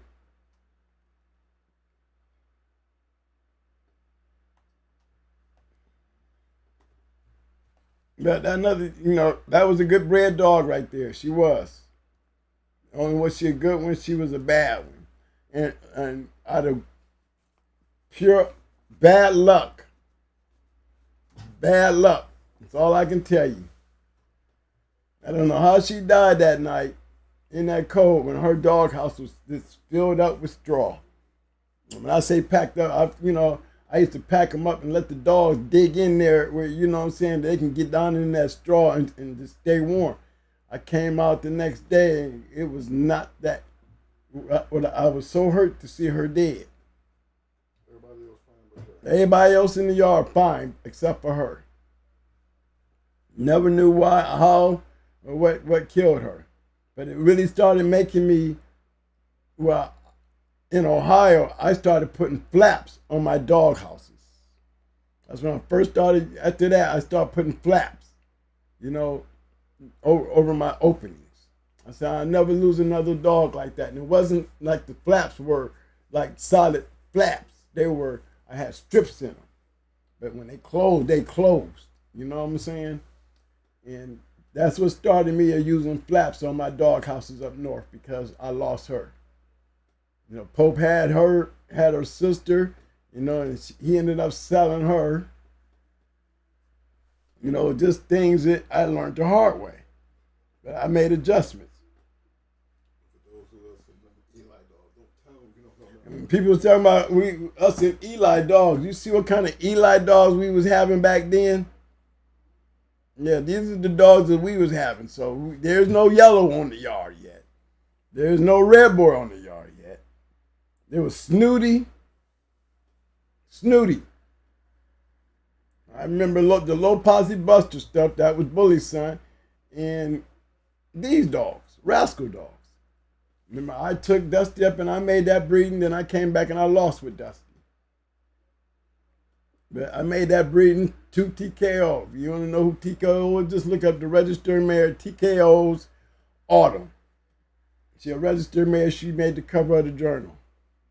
He taught me a lot too. He was almost like Angel. TKO was very much like Angel that had Angel's Apache. He was soft spoken. He definitely had that Latino attitude. He had a little attitude. Just in the way he did his dogs. He was definitely not scared to go into anybody. He was a dog man. He was definitely a dog man. And I met him before I met Angel, but see, I knew him. I think his name was Picarda. That's his name. Picarda was his last name. And when I met Angel reminded me of him because they were almost just like soft-spoken, but real good dog men, and real good farmers. They had that that Latino chip on their shoulder, had a little bit attitude to their shit. You know what I mean? Because when he was talking dogs, he was talking like he going to anybody. He didn't give a damn. Respect his line of dogs, respect his dogs. He gains his respect to the dog game by getting it through his dogs,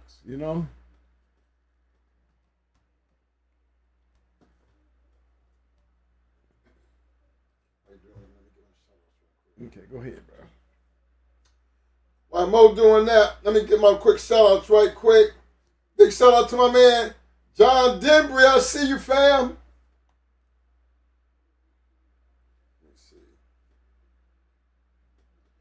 RBG Lone Wolf, what up, fam?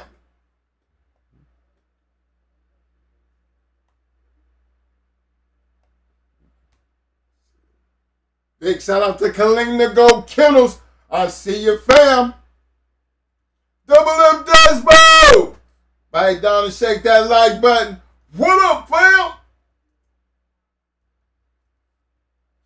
Big shout out to Mr. 216 representing. What up, fam?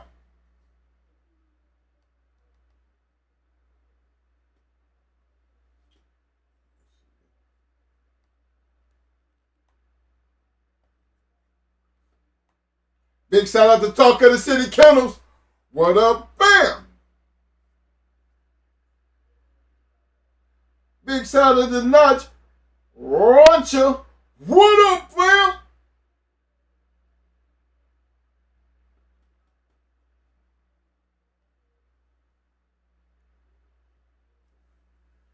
Big shout out to my man, Supreme Excellence.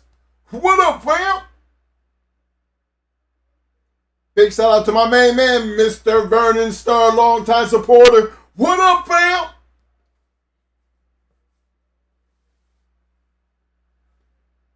Yo, my man's in them. Mozzie Nation in the house. What up, fam? Big shout out to Uncle Willie's Kennels in the hills. What up, fam? Yo, big shout out to the dog father in the house. What up, fam? Big shout out to my man, Penny Stacker. What up, fam?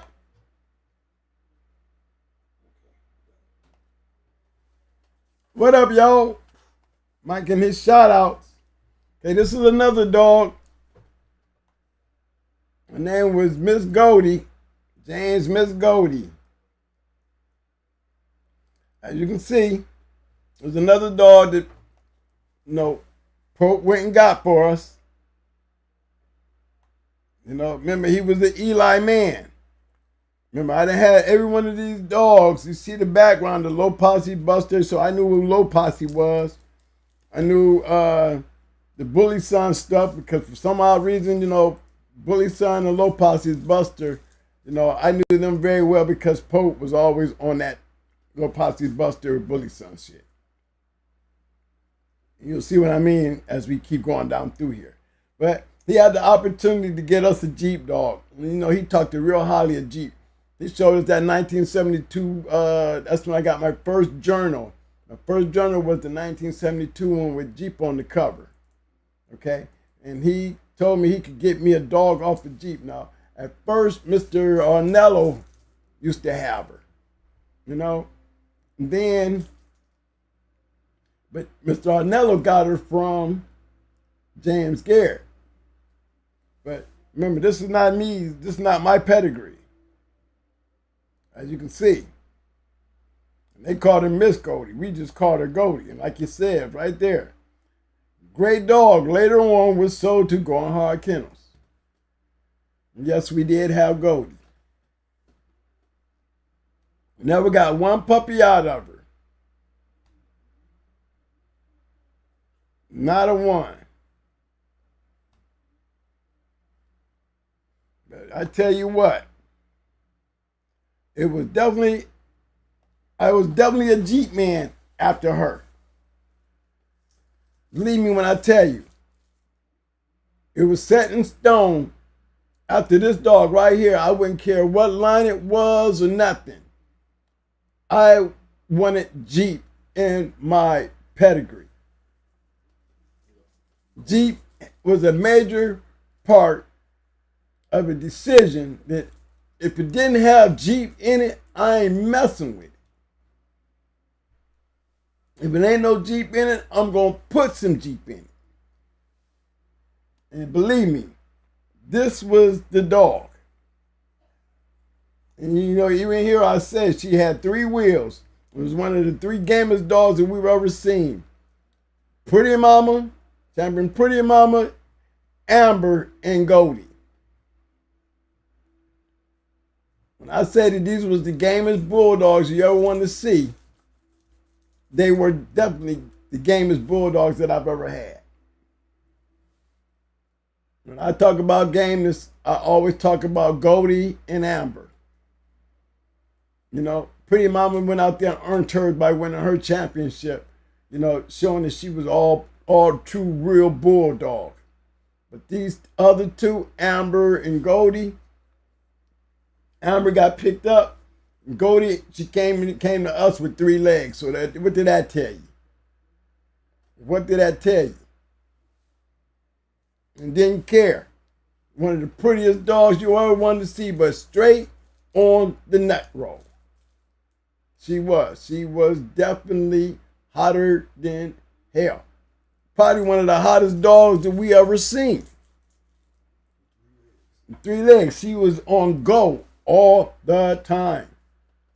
I mean, just her personality as a bulldog, she was just super, super hot. Super hot. And the fact that she was off a Jeep 3 times, she grew old on my yard, never got a puppy off of her, but she lived her days on my yard. And like I did Amber, I did Amber the same way I did Goldie. I let them go out doing what they like to do. She was an old bulldog, but she never changed. Even as an old bulldog, she never changed. You know, I just didn't put her down. I let her go down and go out the way she wanted to go. Never seen a quit in her. Never seen a hesitation in her. Never seen a turn in her. This is one of the gamest dogs I've ever had right here. And she was all that. Could not get no puppies out of her to save my life. Never did get a puppy out of her. I was a Jeep fan after her. I was definitely a Jeep fan after her. But if you notice in the Bulldogs, look at all the dogs that I've shown you up to this point, and look how they're all bred. See, that's where I say I was lucky enough to meet Atlas Brewer and James Edwards. Lucky enough to meet Sheriff Powell. Lucky enough to go home back to Ohio and meet somebody like James Pope. Because in all those luckies, they was creating a badass guy when it came to Bulldogs. Because I was willing to listen, I was willing to learn. Don't take nothing away from Ohio Cash. Because it was through the Ohio Cash that my growth wasn't just in pedigrees no more. My growth started growing in the box. Because Ohio Cash, he ended up taking us with him. Now we going out there to see Duke and Bronson, you know, Migraine and all the and hitting up here in Detroit, going up that way, and then really getting into the Buffalo area, the Rochester area, like we was doing with Judo. But you know, now we are into the world of Detroit, and believe me, there was a whole different thing there. I mean, I've seen a bunch of great dog men and just started learning on what they was just doing in the box. The moves and the dogs and the caliber. You know, you thinking you got caliber dogs. Shoot, when you see their dogs, you be thinking, these dogs is bad, but you would be seeing these dogs is like, man, we ain't running into these kind of dogs out here. Detroit was a whole different story. I'm going to keep it real with y'all. You know, I've been around. When you got a bunch of great kennels all in one area, Ohio was already like that. We basically outgrew Ohio because we was going in there putting our dogs on their shit, and you know, we wasn't very well liked. We wasn't very well liked in our own town because, you know, we was smashing their ass. But just to see the caliber, the caliber of the game changed for me once I got to seeing those Detroit dogs, you know, in those Detroit kennels. You know, there's a whole crew of these guys. SWAT team, Buns and Company, you know, Big Ralph. I mean, Armin. I mean, it was just totally different. Roadblock, Abrahams, Stan, you know, just Pat Stan. I mean, it was just like, when you see how they was doing their dogs, even in their conditioning, even in the way they was, you know, the professionalism, you know, on how everything was being done. You know, that was the biggest thing that I got out of the dog game, is when Ohio Cash took me out of Ohio and took me to Detroit. When he started taking me to Detroit with him, I'm telling you, man, my dog game just got on point. Because I'm sitting here looking at some of the greatest dogs. I don't even know these dudes, and I know they got some of the greatest dogs in the country. I'm telling you. Right, yeah, Cash was the reason we went into the Legion of Doom. He sure was. He sure was. I mean, he was always putting good dogs on us. But, you know, my whole game changed once I got up in Detroit and seen all them guys. You know, they was bulldogging. They was really bulldogging. And I fell in love with Detroit. I fell in love with everything Detroit was doing. Because I didn't see nothing but great dogs. You got to be doing your thing, dealing with them dogs. And that's how I took it. Okay.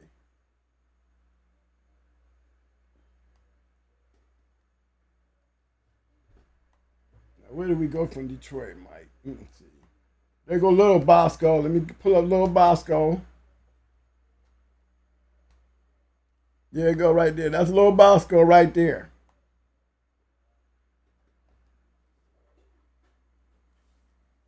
I had that little male right there. Again, off a Pope. Those that don't know. Let me see. Let me pull up Blackjack right quick.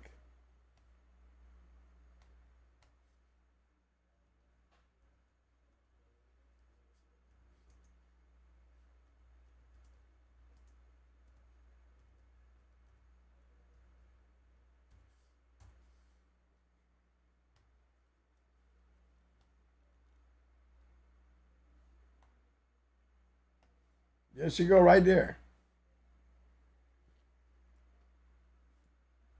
See that dog right there?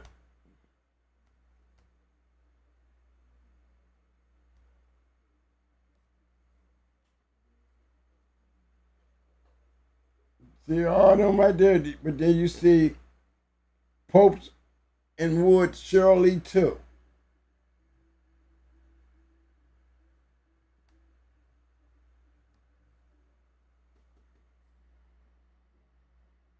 And that's Pope. You see how Pope put in their owner James Edwards and Pope? Remember I told you I knew James Edwards before I knew Pope. I knew Atlas Brewer before I knew Pope. But all these guys came together in my meeting. It all started coming together. That's how I ended up with the Rascal dogs. Look at the dogs that Pope had.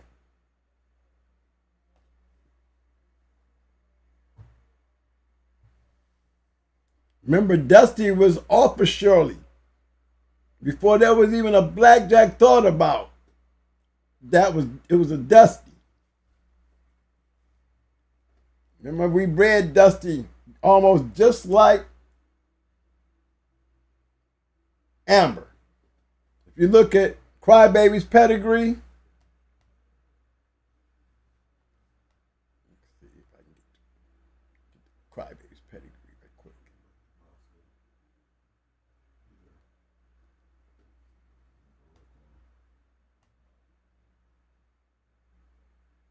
Okay, there you go right there. That's, see it right there? Okay, let me go back. I'm going to grab Crybaby.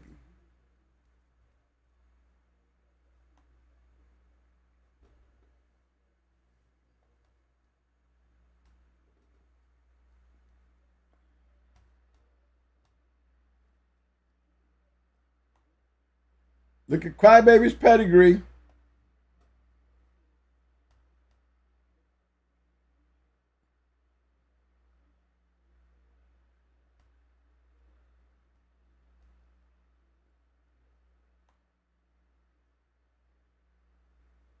That's Shirley.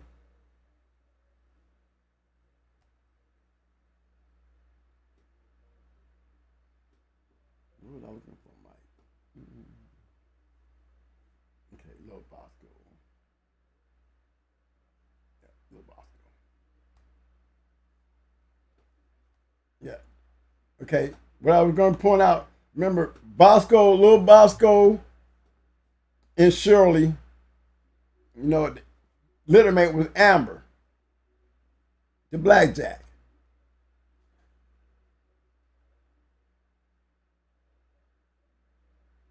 That's Bosco breeding. That's Crybabies breeding.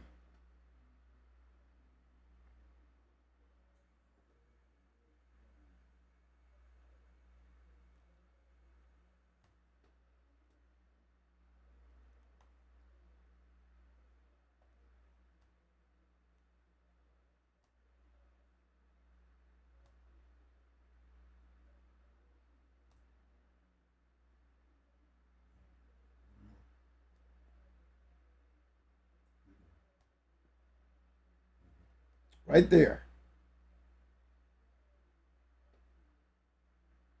Wood Shirley too started out being Pope Shirley.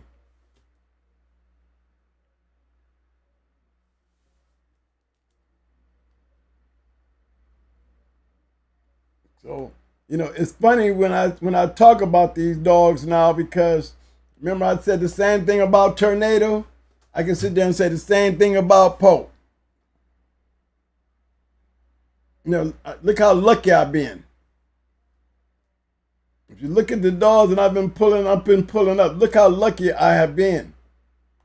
I'm sitting up there with the littermate to this dog. I'm sitting up there looking at this dog right here. Before there was even this dog, I had a litter off of her. Yeah. And just to sit back and see, go back through time, and now I go back and look at these dogs and be like, man, I sure wish I was thinking like this back then. I was doing too much back then to be thinking. But look, I had a Jeep dog, messing around with them.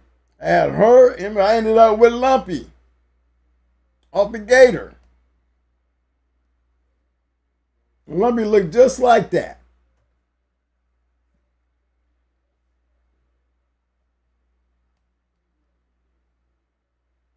She was double bred Gator to be exact.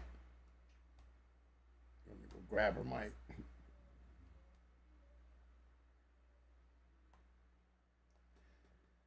You got pages, man. You'll never find her. I'd rather look her up.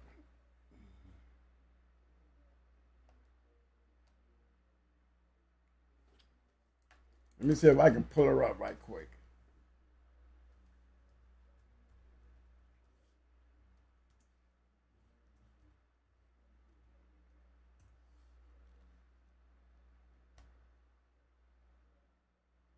Yep, there she go.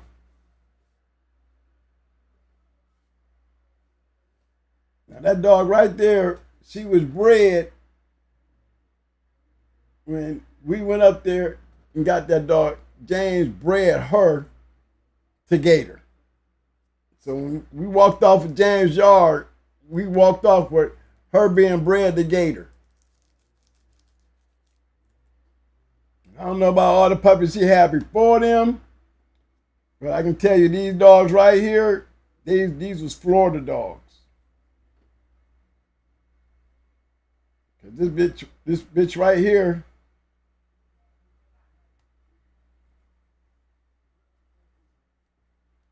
she was a Florida dog. This was one of those puppies. I knew the guy that had a Rosario. He bought one of the pups. And this pup did have siblings.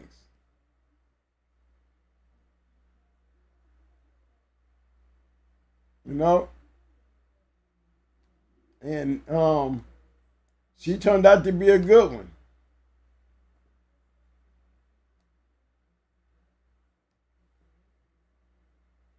They had a littermate brother. This littermate brother, her littermate brother went 3 hours and 17 minutes with us. This is one of the dogs we beat. Her littermate brother was the dog we beat. And I'll just show you the gameness that was in those dogs. Then they turned around, and Citrus Kennels took and bred her because Citrus ended up buying her.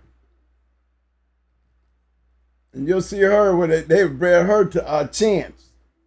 Chance was off of, I think he was Hardcore's Chance. He He was a red boy dog. Hardcore Kennels had him.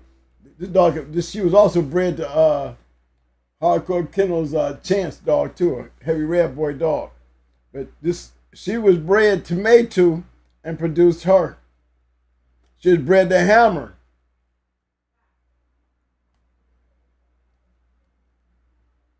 And produced two good dogs. The Yankee boys have bought her. Yankee boys actually had her. These dogs.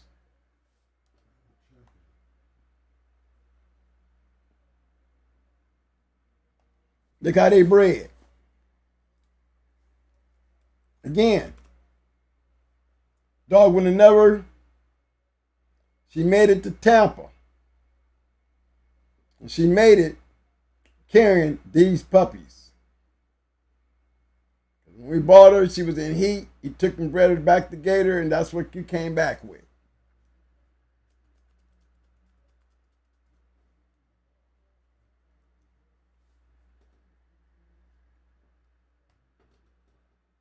And then Tabby Girl.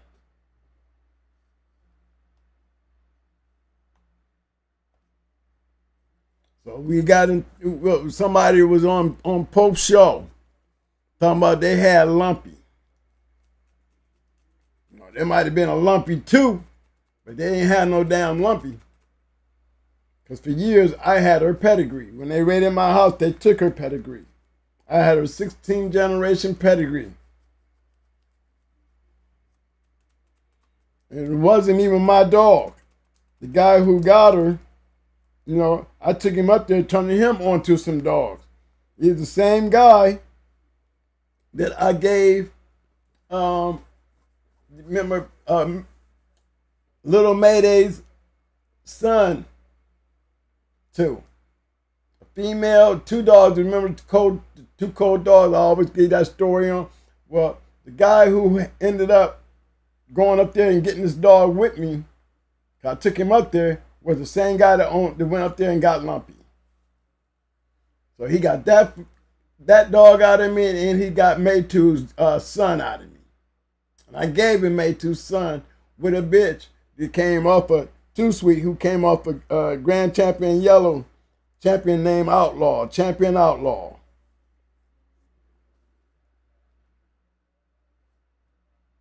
You know, so I just wanted to bring that up. Still running into good dogs, though. Better than Maytu.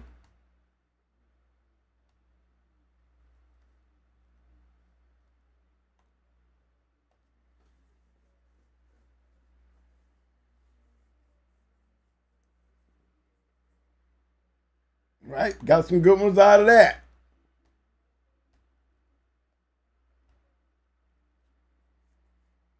Brick and Carnivore. There's Brick.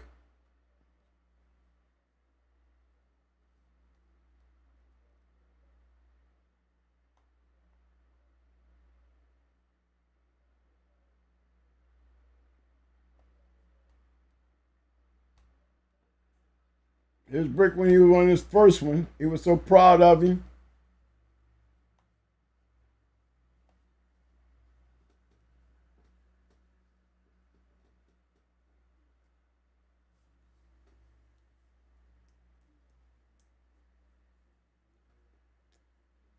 You see that going hard body on him.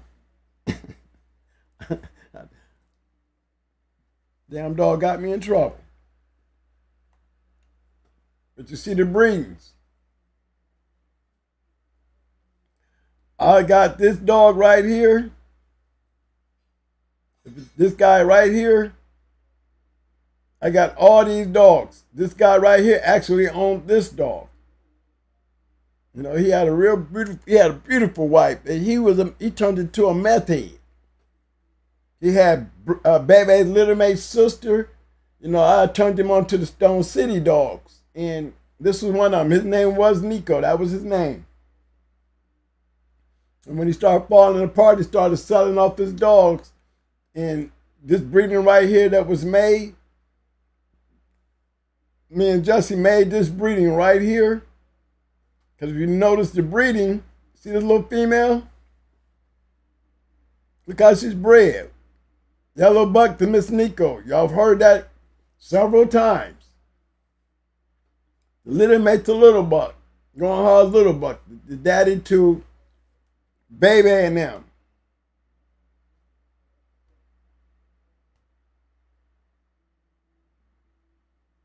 There you go. Sibling, going hard as little buck.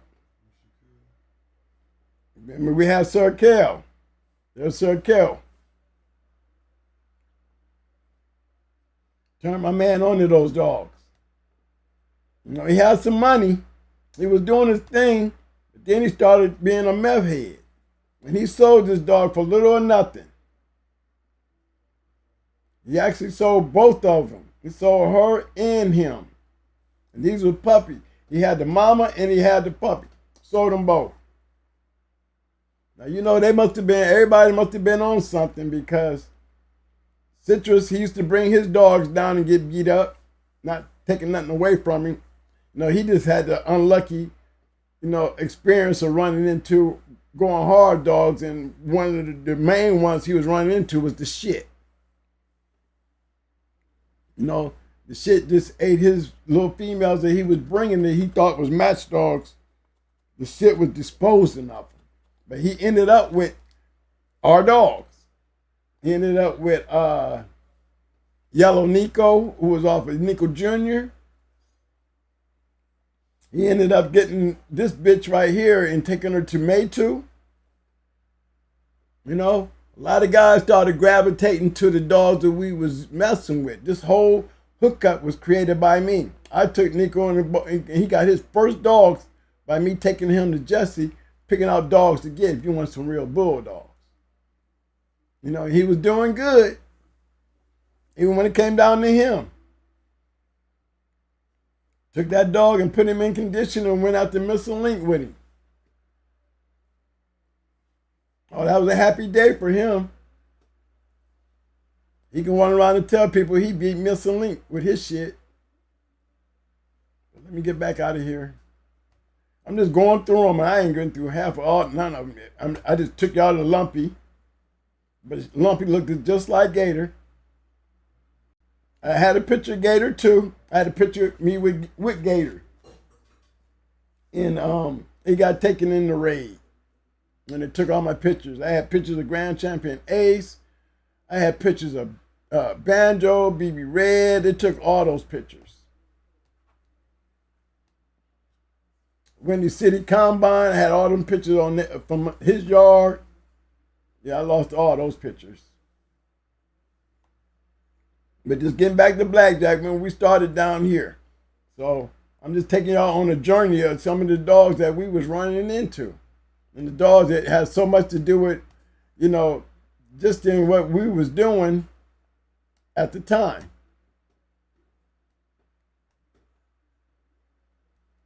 Then I gotta get to Ratchet. Hold on. There's another little line of dogs that I was running with. There you go, right here. This dog right here.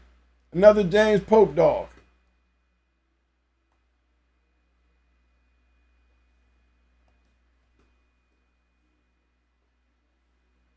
Remember Low Posse's Buster? It's just funny. You see what I'm saying? You see, you could tell Pope was messing around with these people. Because remember, I had Low Posse's Buster and Queen. Littermate was Solo. Remember Solo? Solo's bred like this dog right here.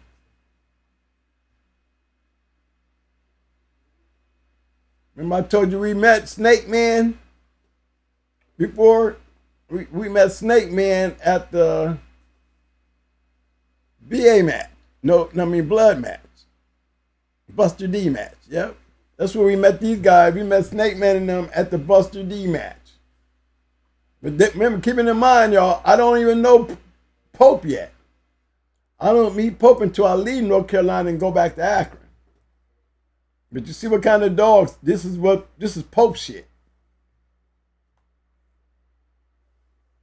Breeder James Pope. Reverend Dak, remember I told you about Reverend Dak and Sisu? That's Sisu. There goes Stevenson's Big Ben. So you know he was hanging around down there with them Carolinians.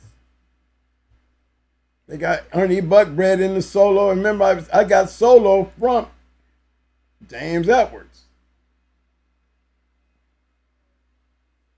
So it's just funny how times from Cheryl Powell, from Atlas, James Edwards, James Pope, you know what I mean? And then to sit back and look at the dogs in our history. The Jeep bitch, the Shirley bitch, and all the dogs that came by way of these dogs, guys. Just the experience. This is the dog that stopped Joe Red. This dog right here is the dog that stopped Joe Red. You know, they had Pope in a fury.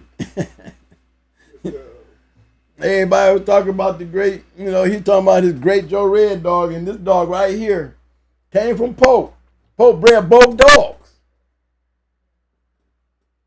He just felt that these dogs didn't have the talent that the Rascal dogs had. And they didn't. And that was their problem. That was the problem with these dogs right here. They did not have the ability. They had the mouth. They had the roughness. They had the gameness, but they wasn't on the level. You know, they was not on that level. Daz was a good one. Yes, he was a good one. Bred by James Pope. Pope bred all these dogs. They go Stevenson's Big Ben. You know, these are all these dogs, man. You know, when you look at them and you go back, I remember the story on Syke Sampson. We knew about Syke Sampson when we was down in Carolinas. Didn't know who he was. But you heard a lot of people down there bringing his name up a lot.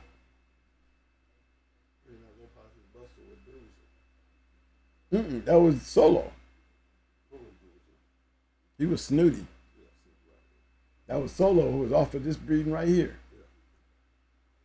Littermates. Yes, he was rough. Yeah, these dogs, yes, Solo was rough. I wouldn't take nothing away from these dogs. I just put it like this. Judo beat a lot of these dogs. He beat Damien, who was off of Hatchet. Remember, Hatchet was throwing some good dogs. This dog threw some good dogs. He threw some good dogs. All Black and a killer. They definitely say he was a killer. That he was. But we put Judo on him. Yep, look, there they go. We put Judo on one. There go Daz. There go Sisu. I think this might have been the one. No, Lil Hatchet. That's who it was. This little dude right here. That's the one Judo ruined his career. Name was Damien. Damn good dog. Judo jumped on his head and just took his head off. Dog never stopped. But definitely had to pick him up. You definitely had to pick him up. Then we turned around and beat Joe Red with Ratchet. You know, and I'm pretty sure that's one of them dogs that he wish he could, you know, one of them days. And it wasn't nothing but a roll, y'all. It would have been different if it was a match. And it kind of was like a match, but, you know, James Pope don't match dogs. So it was definitely off the chain. I'll kill Ratchet with Joe Red is what he said. You know, all the teachings and everything was, you know, we were still bulldoggers. You know what I mean? And go get Joe Red and we were going to see. So that was big talk. Everybody was there. You know, I think that was what really hurt James Pope when he was on Pro and Game shit, you know. People got to blowing him up in the head and, you know, he had to get put back in his place because You forgot where, you come from Akron, Ohio, my man. Get on this podcast stuff and got a little ahead of himself. He was talking up a dog, selling everybody this dream that Joe Red was all that, and Joe Red, he quit in 19 minutes. He definitely was a good dog, because he did beat up a lot of dogs, but he sure couldn't beat this one. He beat him as a puppy, and even then he didn't beat him because he didn't stop him. If he had probably kept him down there long enough, he probably would have stopped him then. But yeah, what turned us off was what Judo did to him. He took, and not only him, he did it to, the other dog I just showed you, Little Hatchet. Yeah, he did Little Hatchet the same way. These was good bulldogs, but Judo destroyed both of them. Both of those dogs got picked up. They never made it to the box because Judo, even back then, you go down like that with me, I ain't using you. Why? How can I use a dog that can't even get out of a roll? You know what I'm saying? Even though Ratchet beat Joe Red, he didn't beat Judo. So why are we betting on a dog? Why would we bet on a dog that can't win a roll? Why would we bet on a dog that we had to get picked up? So this is why Ratchet didn't get done. But damn, man, I could have got some puppies off of him. I had the damnedest luck with him. Went out one day, fed him, and then turned around and was, I had him on a line running, where he wasn't on a chain. He was on a line where he could run a line. And I bullshit you not. Came out there 1 minute, fed him. An hour later, come out there, he laying there dead. Yep.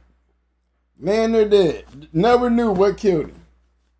At the time, I had Lil Bosco on the yard, Ratchet on the yard.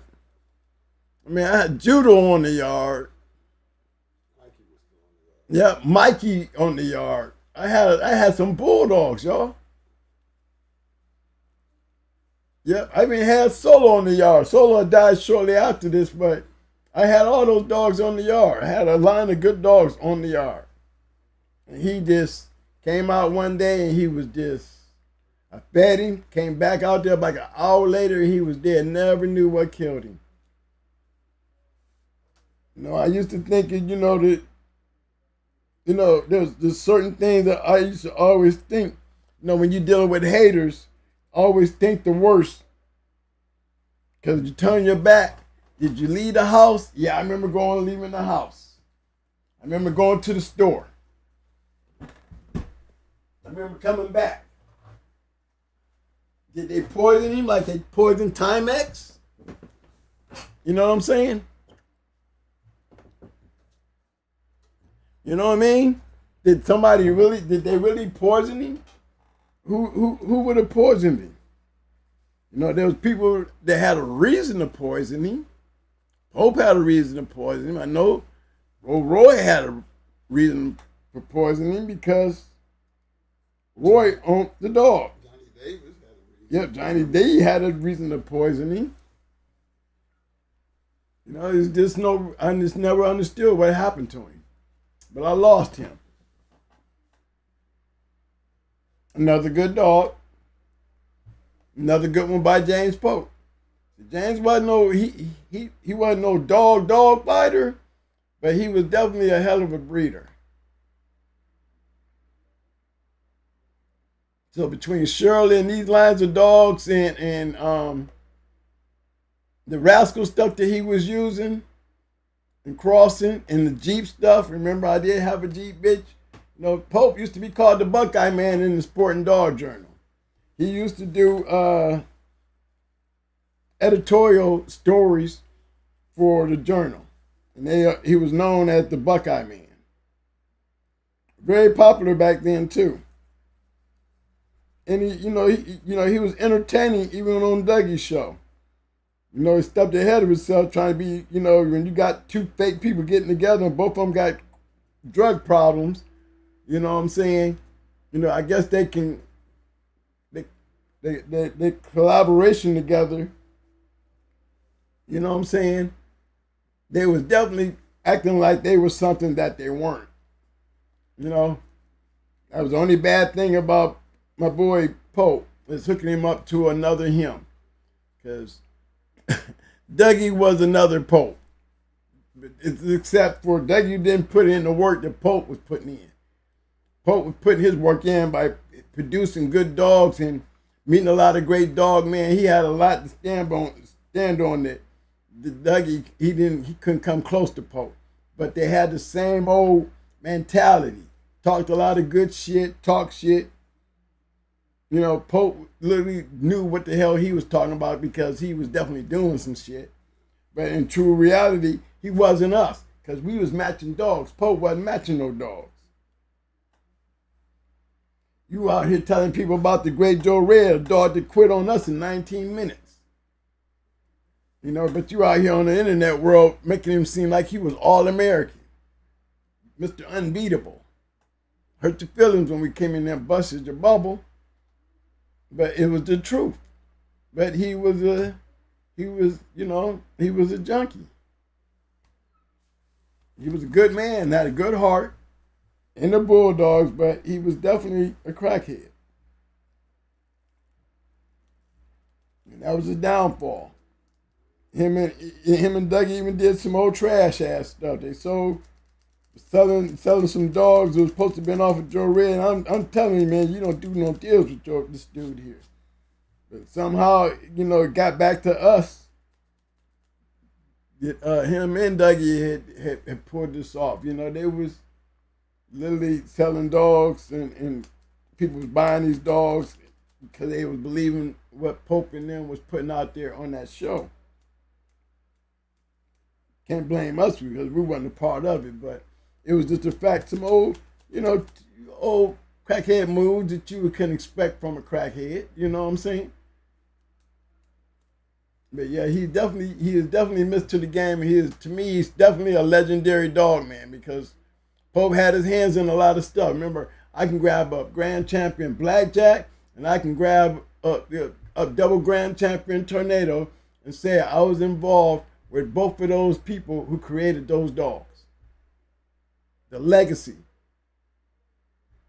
I was standing there, right there in the process of both of those great dogs. James Pope and Cheryl Powell. James Powell and James Pope. Both of them name was James. Both of them from up north. Powell was from Pittsburgh and Pope was from Akron, Ohio. Okay. Let me keep it moving. I'm trying to move it down the line here. Hold on.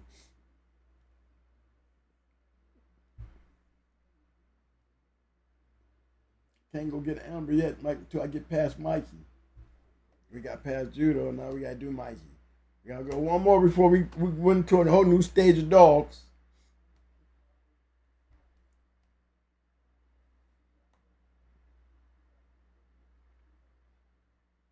Little Mikey. He was our first taste of what a Red Boy dog was. This dog right here. Didn't know nothing about Red Boy. We knew about Jeep. We even knew about Rocker Stonewall. Because, you know, Amber was bred to Stonewall before.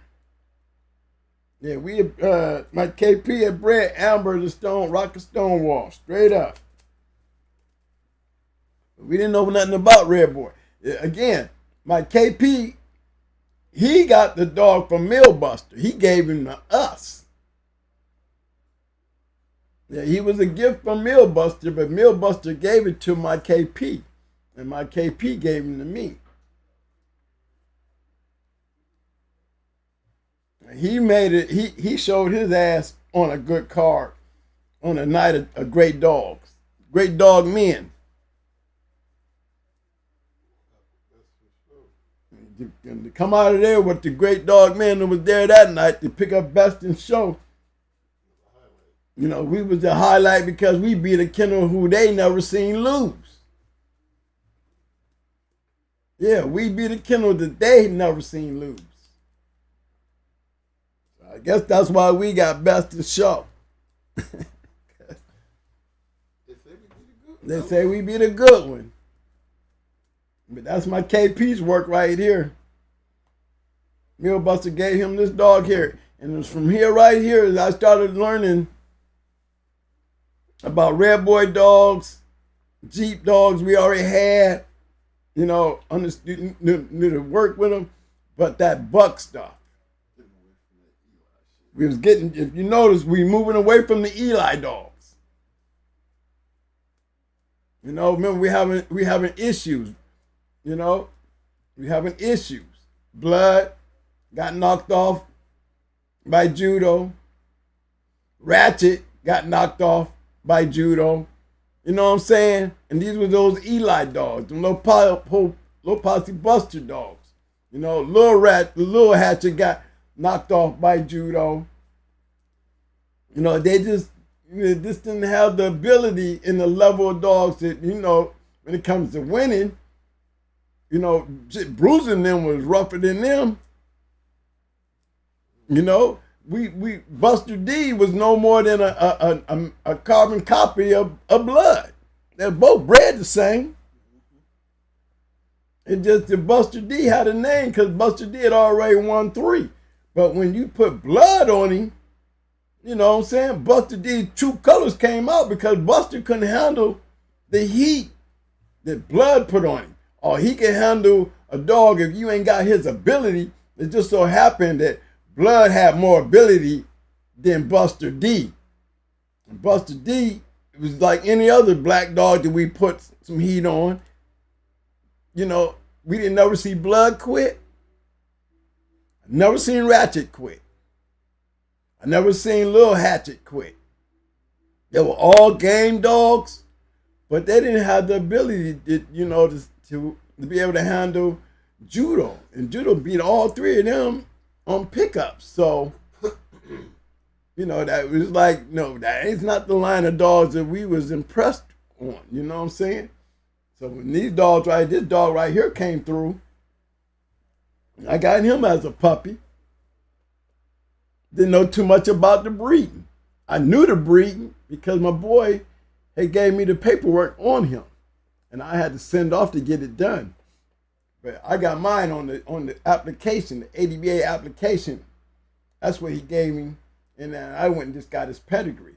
Didn't really understand anything, but remember I'm in the pedigrees now, so I am definitely breaking down this dog's pedigree when I got it. That I think he was all that. We wasn't sure. We know he was showing up pretty good. And we were scared to death. I probably worked the dog better than anything I ever worked in my life when they was telling me I was going into the Legion of Doom. And they was telling me about Luther. Then they were telling me about Dolomite. You know what I'm saying? And then we had just seen Doom, when he, you know, he was on the same card as the Fergie's Grand Champion Brunson and Tadpole. We didn't get a chance to see Doom that night, but the Legion of Doom was there. That's how we met the Legion. Our first time meeting the Legion was at the Grand Champion Brunson match against Fergie, and Fat Bill was there. You know, and they was everybody was talking about Luther, the great Luther.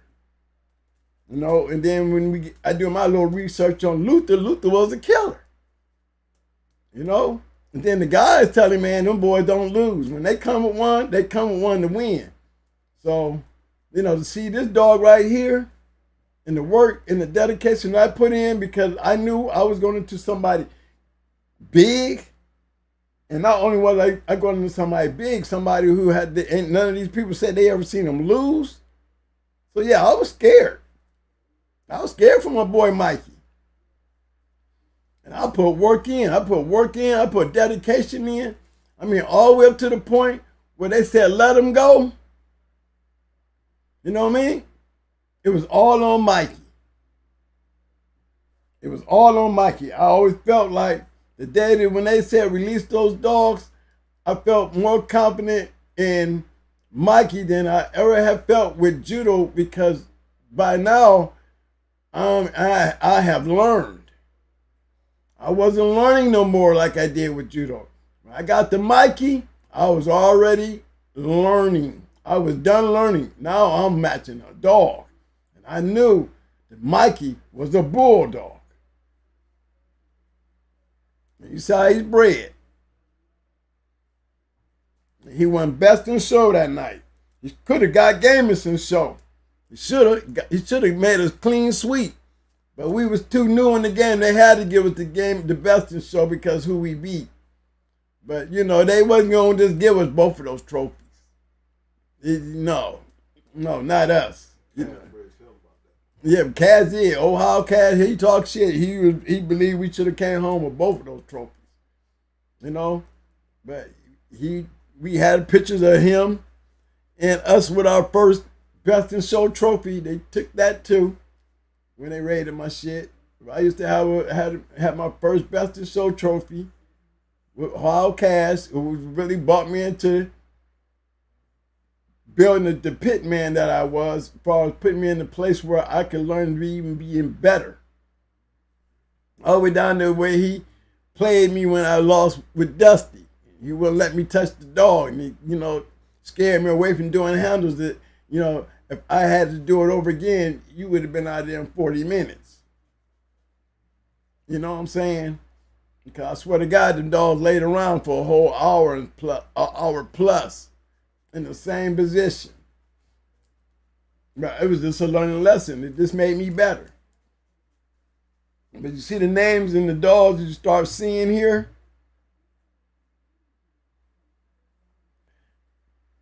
It wasn't long after this when we got our hands on Amber. Yeah, now we got Judo, Lil Mikey, you know what I'm saying?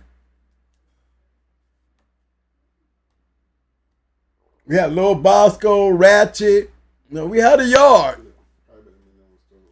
Yeah, Crybaby was still around. She just died she had died that winter, but we had Crybaby.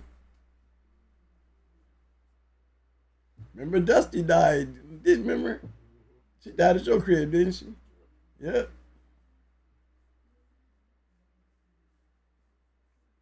Okay. Let me go grab my next one.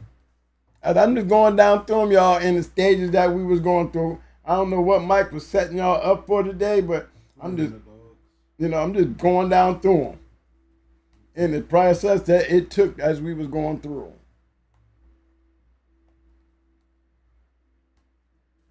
This would have been our next dog we got on the yard. This would be, I would call it our second Red Boy dog.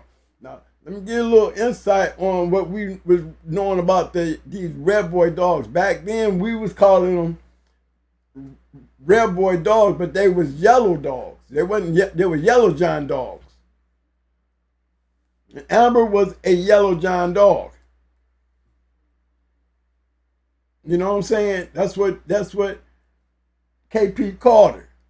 Yellow John. The guys who had her got Tip. He's the one that had her. He the one that had her. That's where we got her from. Out the box. And it was like she was a Red Boy dog. Now keep in mind now we seen some Red Boy when we had Mikey. And Judo, by the time Judo and Mikey come up missing, we ain't even got Amber yet. We hadn't even had Amber when they came up missing. Amber came up on the yard after me and KP went and bred to Grand Champion Ace. When I went and got the Grand Champion Ace puppies, I went and grabbed Amber. And all of them came back with me. And she stayed with me after that. The Grand Champion Ace pups, they ended up sending Virginia. And then one of them went to Texas, over there to Thunder Kennels. But yeah, this female right here was my first taste of that, but I knew about them because by now we going back and forth up to Detroit, going to a lot of their shows in Saginaw and Flint, and we was noticing these Boyles dogs was, you know, everybody was talking about this new line of dogs, Red Boy. Now keep in mind we had Mikey. Mikey got Red Boy, and we just beat the Legion of Doom. And Mikey had Red Boy in him. Yeah, Red Boy in Jeep. So, you know, that was probably one of the reasons why KP went and bred Amber to rock a Stonewall. Rock a Stonewall, because he definitely had bred Amber there before he ever met the breeding the Termite. He had bred to Rocker, Stonewall. You know, and that's where our Jeep line of dogs start popping up. I think it was Amber he bred too, but I remember there was another female, the Too Sweet female, and it might have been who he bred. I know it was either Amber or it was the other female, Spalak. We got the name, but yeah, she was a Jeep dog bred to Rocker Stonewall. That's why I think it was her that was bred to Rocker and wasn't Amber. But I know Amber went to Termite, but I know he had bred one of them to Rocker Stonewall. But this female right here, she was bred to Grand Champion Ace when I got her. And it was already had the puppies. But I seen her, and I seen, you know, my boy grabbed her up out the box. Keeping in mind, now he on the team. Once he got on the team, you know what I'm saying, he's the one that said this is where the beginning for me began. I mean, the change from the black dogs and the dogs that we was using, remember, he gave me Mikey. Now I'm getting Amber with the Grand Champion Ace Pups. And then from there, he took me up there to Mayday, breeding the Angels Apache. You know, this is Spam doing this. You know, and I'm already seeing what I was seeing up there in Detroit. No, I'm on a whole new game plan when KP jumped in and started putting dogs in my hands, because he was having to go sit down. What he left me with started the rise. This bitch right here, she started the rise. And everything else after that damn near just became history. You know, we was bulldogging, but we was on a whole nother level once this dog right here hit the yard. And we started messing around with these dogs. You know, I had one, you know, Too Sweet, actually came from him. They used to call him China Red. You know, I think I would have, yeah, I think I could find him.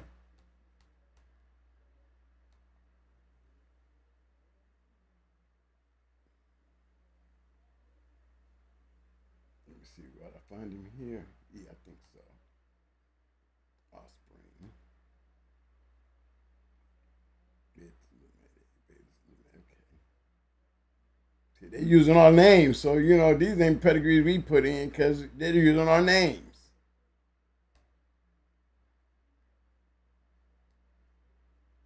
There you go. These definitely, you could tell these definitely came off some ADBA papers because these was they using our names. There's Little Mayday, and that's me breeding Yellow Apache. Remember I told you about the dog I gave away? This is that male.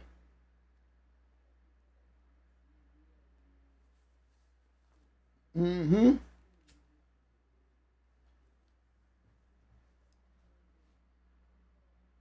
Now, where was I going with this? There was a reason why I came over here. Let's see. Hold on, guys. I'm trying to gather up my senses because there's a reason why I came over here. Oh, I know what it was. Too Sweet. The dog that he was bred to. Menace was bred to a dog. I don't know if it's going to be on this one. I'm going to have to go find him. But basically, well, here's the dogs right here. China Doll, her. They ain't got no pedigree on her. Let me go find one with a pedigree.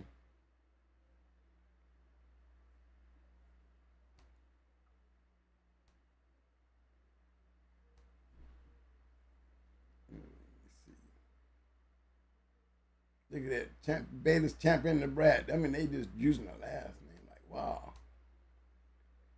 Let me see if I can go find it.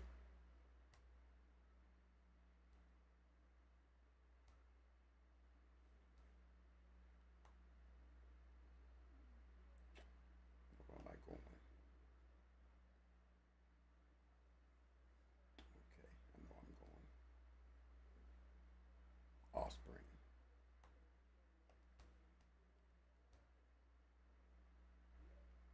Nope, that ain't it.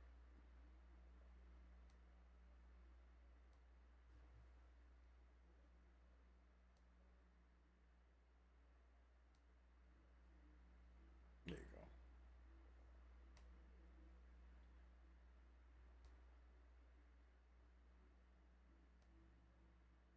Okay. Offspring.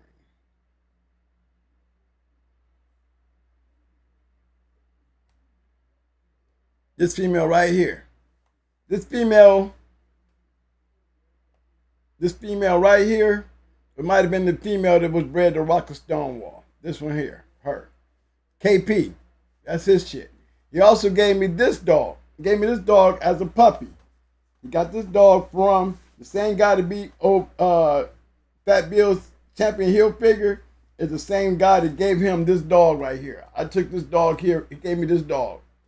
Besides bred. He didn't like the breeding.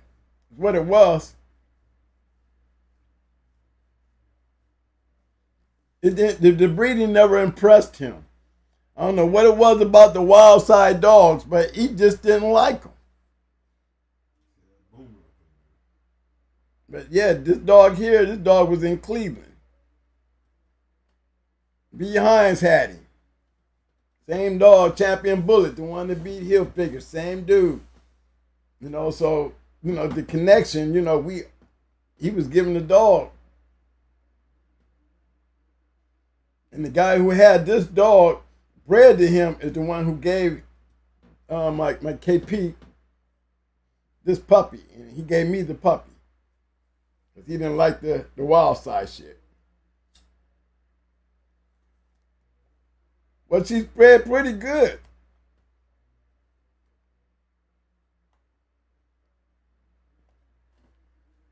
With the Jeep dogs that we had, I don't know what he didn't like about it, but he didn't like it.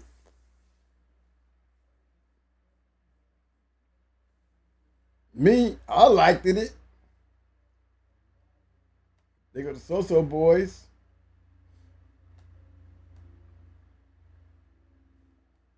But I gave this dog in Menace away, and they turned around and bred him. That's where this dog came from.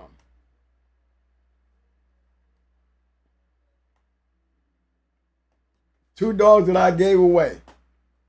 They bred them together. Same guy that I took up to James Crenshaw's yard and got lumpy. So he had these dogs on his yard, and he had the lumpy puppies on his yard. You know, and he opened up a pit bull store that we helped him put together. And I had all those dogs, all those pictures of the dogs that I had took pictures of. He had them blew up into like 8x10 pictures and had them hanging all over his store. He had a pretty nice store, pit bull store down there in St. Pete. And then he tried to turn around and snake me by putting the lumpy puppy on Psycho because we beat his damn two-time winner in 15 minutes. But that wasn't even before. That was after we beat that dog he had bought from what's the name? Grand Champion Solution. Dog's Grand Champion Solution. He bought it from that guy. Vetzel. He brought him over there talking about he wanted to put it on the champion, see what a real champion looked like. He had just bought the dog. He thought he was going to come over there and beat old Pretty Mama up, even though her career was over. But shit, because her career was over and she was an older dog. Okay, I called Mike. Mike, going to come over and see this?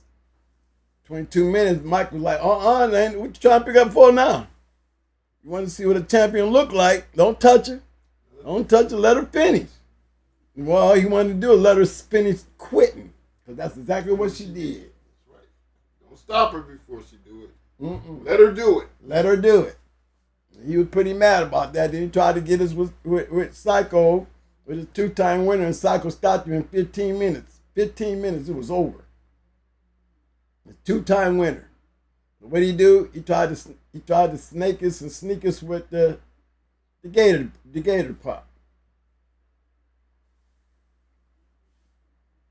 But these dogs here turned out to be some good producing dogs. I mean, they was both cold dogs. Both of these dogs was cold as hell. And so was the mama. She was cold. She was cold too. But they made some good breeders with her. Here's one of them. Double made two.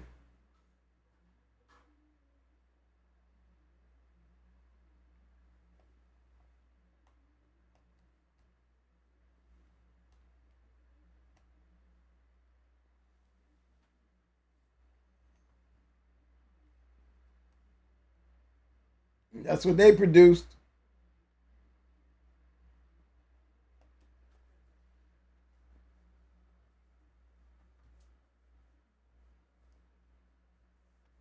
Two cold dogs.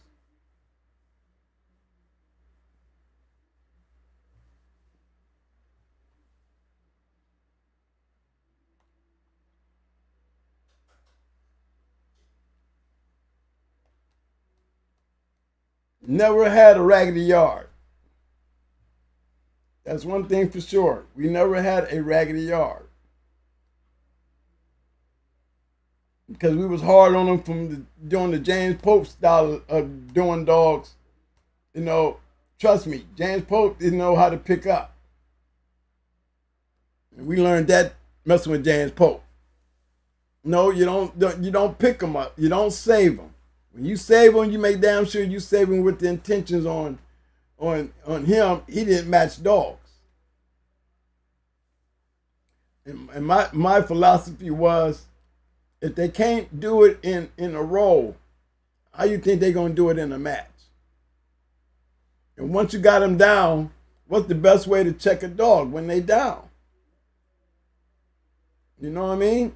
And this dog really get in trouble, y'all, with his dog quit.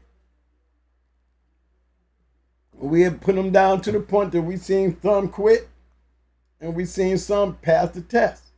And if you notice, we still playing around in them same kind of dogs down in this area that we never really got away from. We never really got away from these dogs. The Jeep. Remember, we got Jeep, we got Amber, and we got Goldie. Two of the gamest little damn dogs you ever want to see in your life. And they was Jeep and Red Boy. You know, they was Yellow John dogs as the name started getting around up north. They were Red Boy dogs, but then they started turning into Yellow John dogs. Because now Yellow John, who was coming off of this stuff that they was whooping these Boyles dogs with, had picked up a name. You know? And then Yellow came along. Yellow was already in Amber's pedigree. But he turned into the great grand champion Yellow. We not really knowing, but my KP knowing the whole time, because he's trying to breed Amber to Yellow Angel's Apache. It didn't have nothing to do with Yellow. You know, we made that trip up to Connecticut to breed to Angel's Apache with Amber. Again, a lot of this stuff was being done by the KP.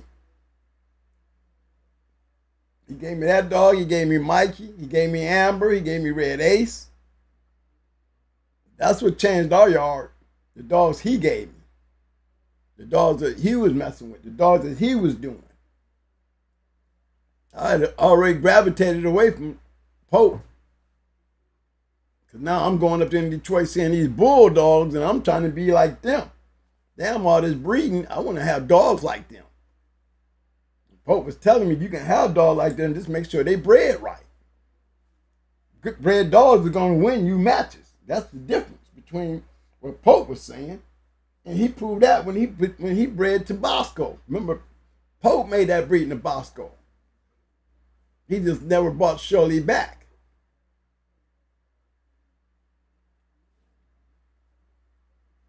But that's a good breeding right there.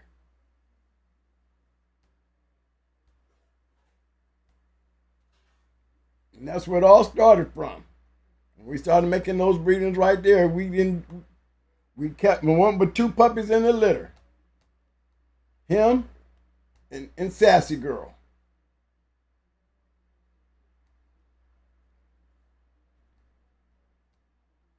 She wasn't even quite a year old. I bred her in her first heat. Her first heat. And she produced them. This is the litter that she produced.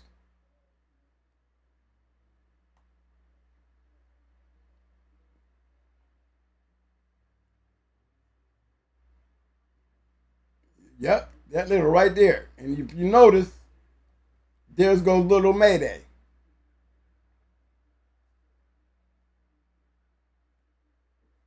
And I always told you, if you didn't think that little Mayday wasn't Kunta, look at this dog here.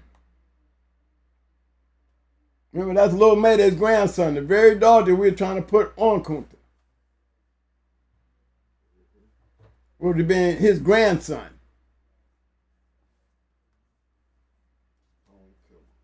Stone Killer. The whole litter was nice. But this one right here was no joke. He was every bit that.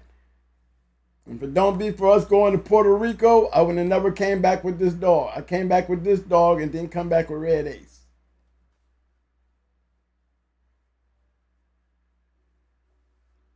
So we was always had good bred dogs because of James Pope.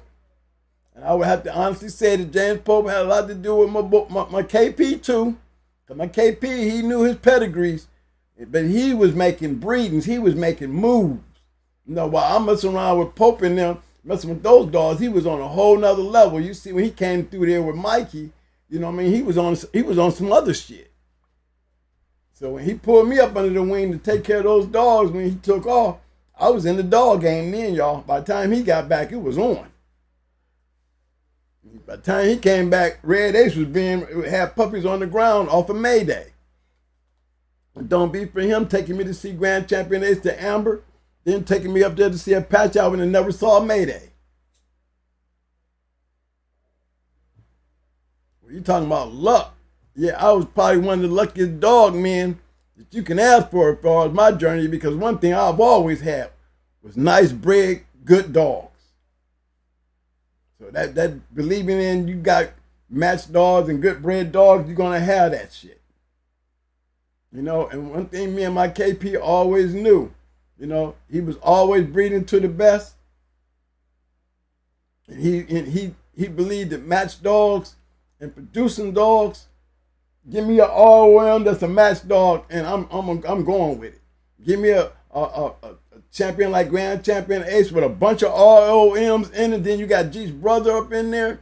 You know, the clock started looking a little funny when they started bringing up Angus until I started looking at Angus' pedigree. And then I looked in that journal and seen him. They called him the champion beat killer. You know what I'm saying?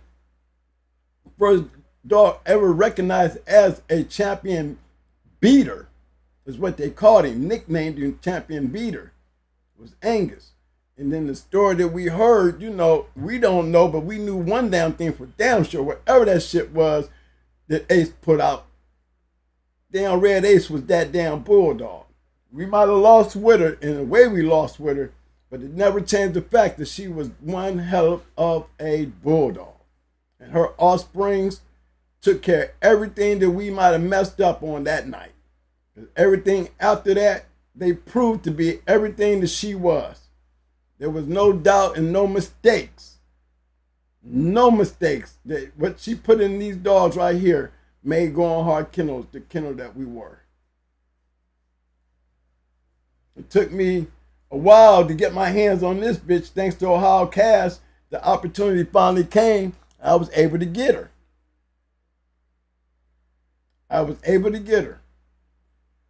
And these two dogs was up on Norman's yard when Lil Mayday came up missing. He bred Lil Mayday to her. I didn't make this breeding. Storm and Norman made this breeding. And her and that little male was the only puppies up there. And the only dogs I came home with was those two little puppies and her. Lil Mayday never came back. He was missing. Just like Norman. He was missing too. Both of them come up missing.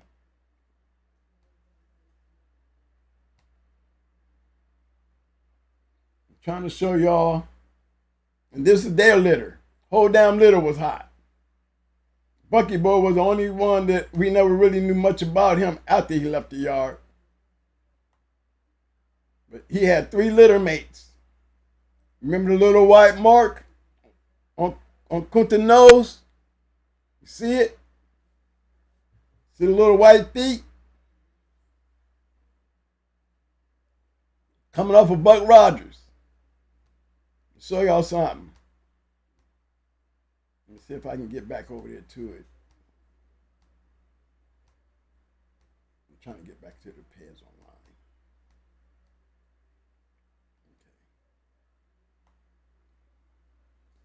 Try to show y'all these breedings that didn't come.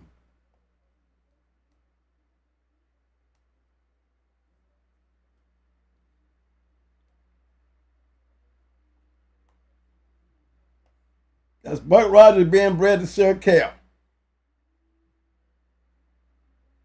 Look at that head. Look at his feet.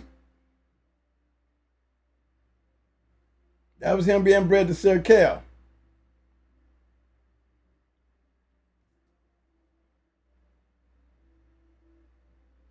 Here's another picture of him where you're going to get a chance to see his mouth.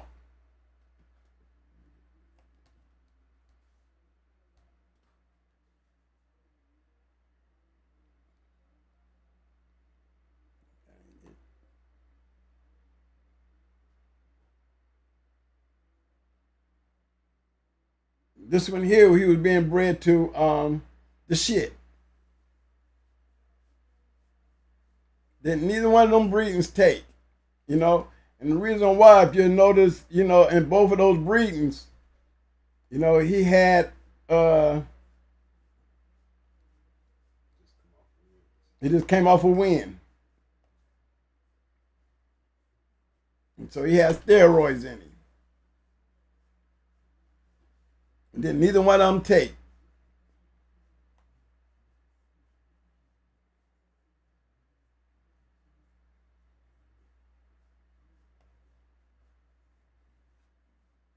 Man, I had a picture, Mike. There's another picture out there. Of Buck Rogers and I think it might have been Sarah Kell. It's on my phone. But yeah, there's another picture where I got his mouth open. Where you can see him and Kunta had the same mouth. You know, I don't think that picture's in here. But either way.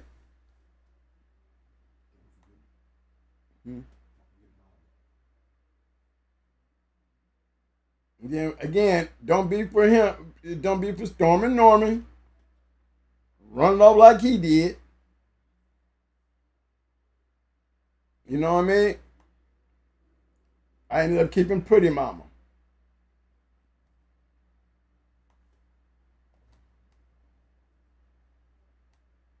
The only breeding that we got out of Buck Rogers was 2. A daughter off of Pretty Mama. This little female right here.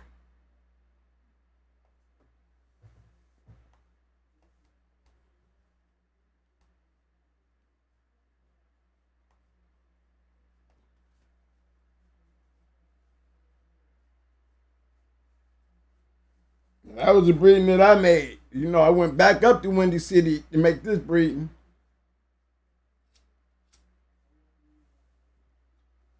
And I went back to go find Beetlejuice because the dog that Champion Twister, a son of Mayday, beat was off of Beetlejuice. Now, you know, I must have really liked it, that dog, the Twister lost, the Twister beat that night. Because Twister beat a badass dog. That's why I wanted to breed the Beetlejuice. I came home, I looked up Beetlejuice, I seen his pedigree, and I said, I could never come up with a dog that I would have wanted to really breed Pretty Mama to. You know, I knew about Tab and them. To me, I'm more of a breeding to champion type person. And I really liked it what the boys bought to put on Twister. Twister beat a bad dog. And I figured if that dog was that damn good, I'm going to breed the Beetlejuice. And this is what I did. I took Pretty Mama and bred the Beetlejuice. This female should have been a registered mare. She would have been a registered mare if they hadn't took those dogs.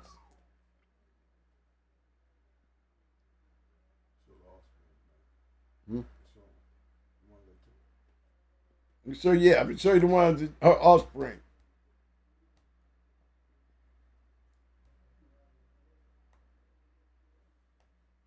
This is Sparrow as a one-time winner.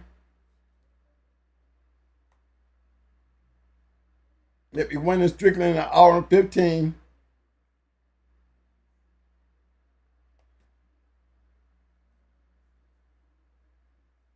That was one of them.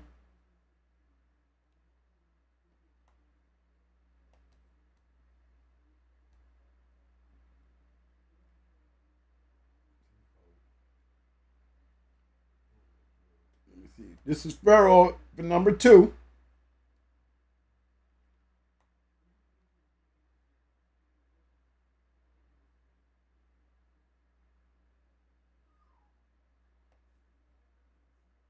He beat Divine in them for number 2.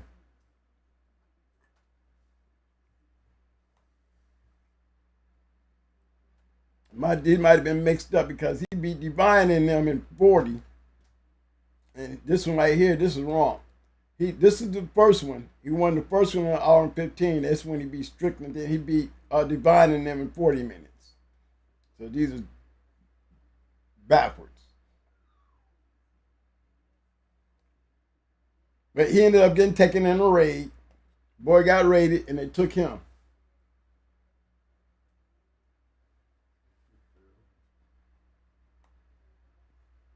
That was Pharaoh. Then there was, he got a sibling. There's 10-4.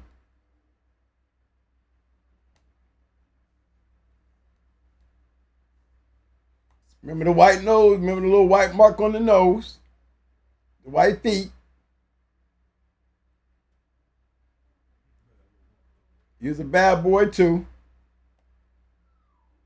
But they was throwing a lot of Mayday traits.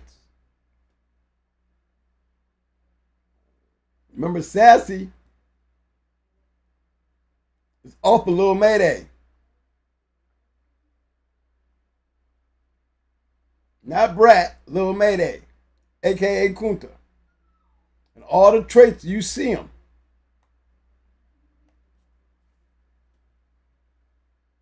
All that mouth. Except Kunta, little Mayday, he had the airplane ears like Brat, like Red Ace. They had the Mayday look.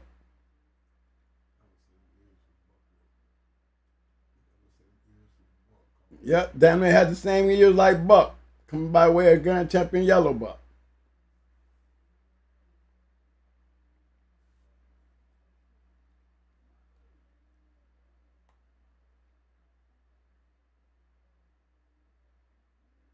And Roger.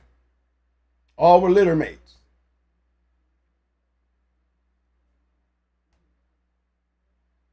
Get a picture of Roger in this one. Let me see if I can get a picture of him.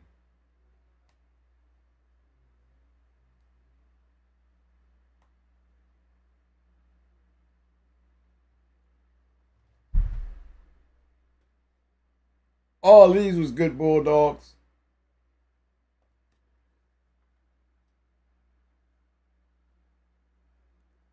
One thing they had in them they could not do. They could not stop these dogs.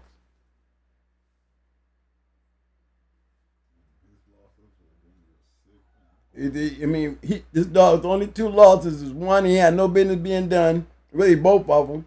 And the second one, we did him while he was sick and knew he was sick. And did him anyway. And each one of them, he was game to the core. Wasn't no excuses for a dog not to go across the box when I got dogs scratching them and they were totally messed up. The second one he lost was like how many pounds? Did we went up 7 pounds? No, that was the first one. First one, we went 7 pounds uphill just because we wanted to do him. You know, put all that work into him, didn't want to waste it, like we'd do it anyway. The weight caught up with us, and we ended up picking him up. But definitely was a bulldog. Everybody else, they couldn't stand the pressure. He was a real nice chest dog. When he bites you in the chest, he disappear. His whole face. And when he come up out that chest, he was usually coming up out the chest on a down dog. And even in his losses, people, he was destroying these dogs. And then he would just gas out. He had heartworms. We got treated. And they told us, the arsenic poison, arsenic they used to treat him with, he would never have no good airway. We didn't care. We didn't believe that. We figured he was game and he could do things that, I was asking, that's when I was getting careless. Getting matches back then was becoming very hard for us. I'm just reaching for shit now because I can't get on like I want to. Everybody was worried.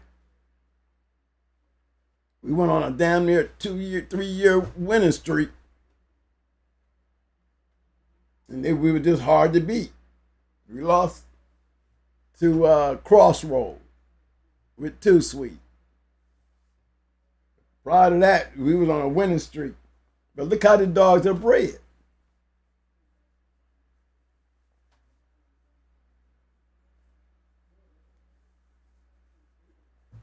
And the whole time, we're growing because our experience is starting to show. The time we got to Brat and Pretty Mama, we was very experienced.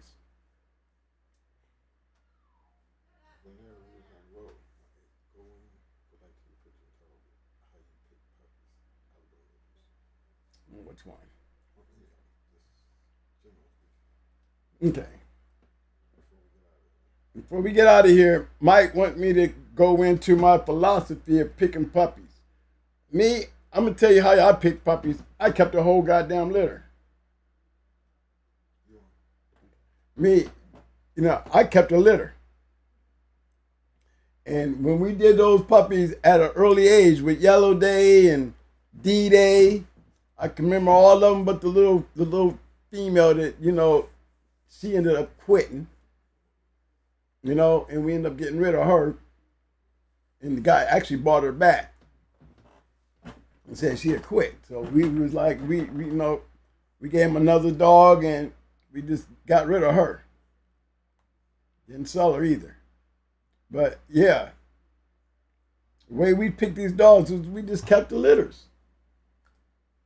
Let them grow. The slowest dogs in the litter, of that litter that made a Stone City breeding, the slowest dogs, and all of them went, but I'm talking about the level. The slow one was Buck Rogers and Bebe. Buck Rogers and Bebe were the slow ones of the litter, as far as developing into the dogs that they ended up becoming. So those that start off so fast and quick and all that stuff, don't believe that shit.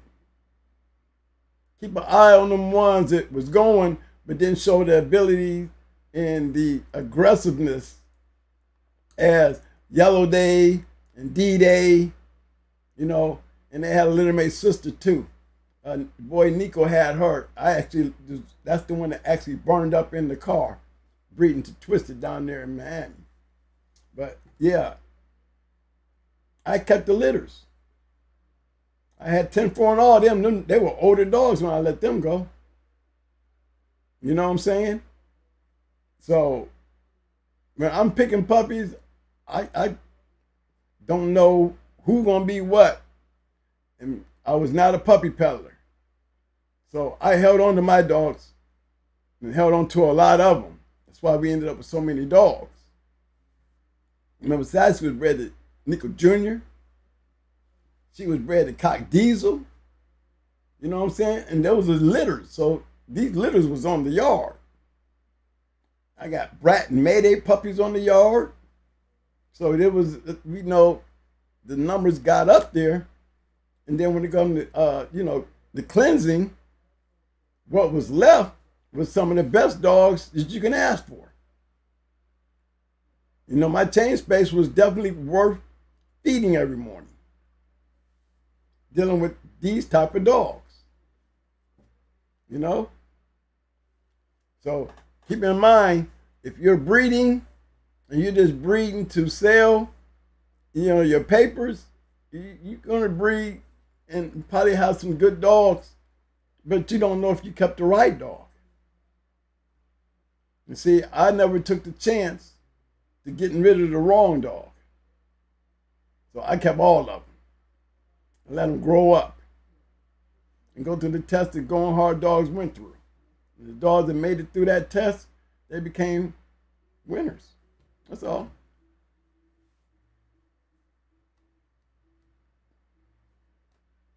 Anything else, Mike? Anybody got any questions? Any comments? Mad Doctor said when he picking pups, he always picking the runts. But they was definitely not the runts.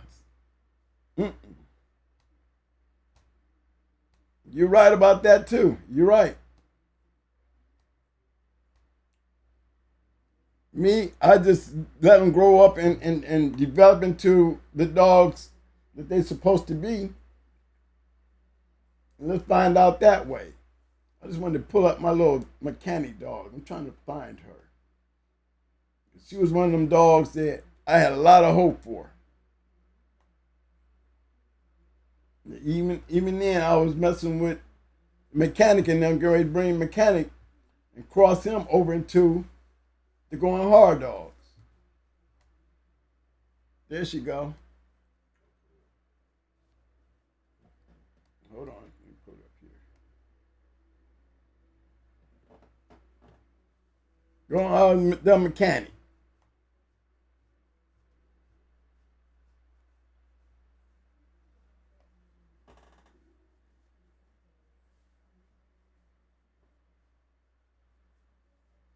Yep, she got off the chain and ran over there and spent the night with Bebe.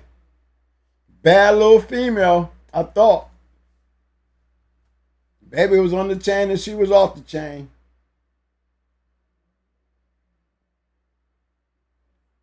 Nice little jip. Had a lot of spunk in her growing up. Straight out bulldog. Yep, I got her specifically to be crossed into the Mayday stuff. Mayday Stone City dogs. I was gonna breed her to Buck Rogers. Then I was gonna take them dogs right there and cross them back into the Beetlejuice dogs. Roger Ramjet, you know what I mean? I was gonna breed Roger Ramjet to her and Buck Rogers. But Roger was Roger Ramjet's daddy. That's what I bought her for. Bought her as a pup. Raised her, she get off the chain, and it was just like you see, there's this big loss to us. I had big plans. Buck Rogers and Roger Ramjet to that. I knew I'd have got some shit.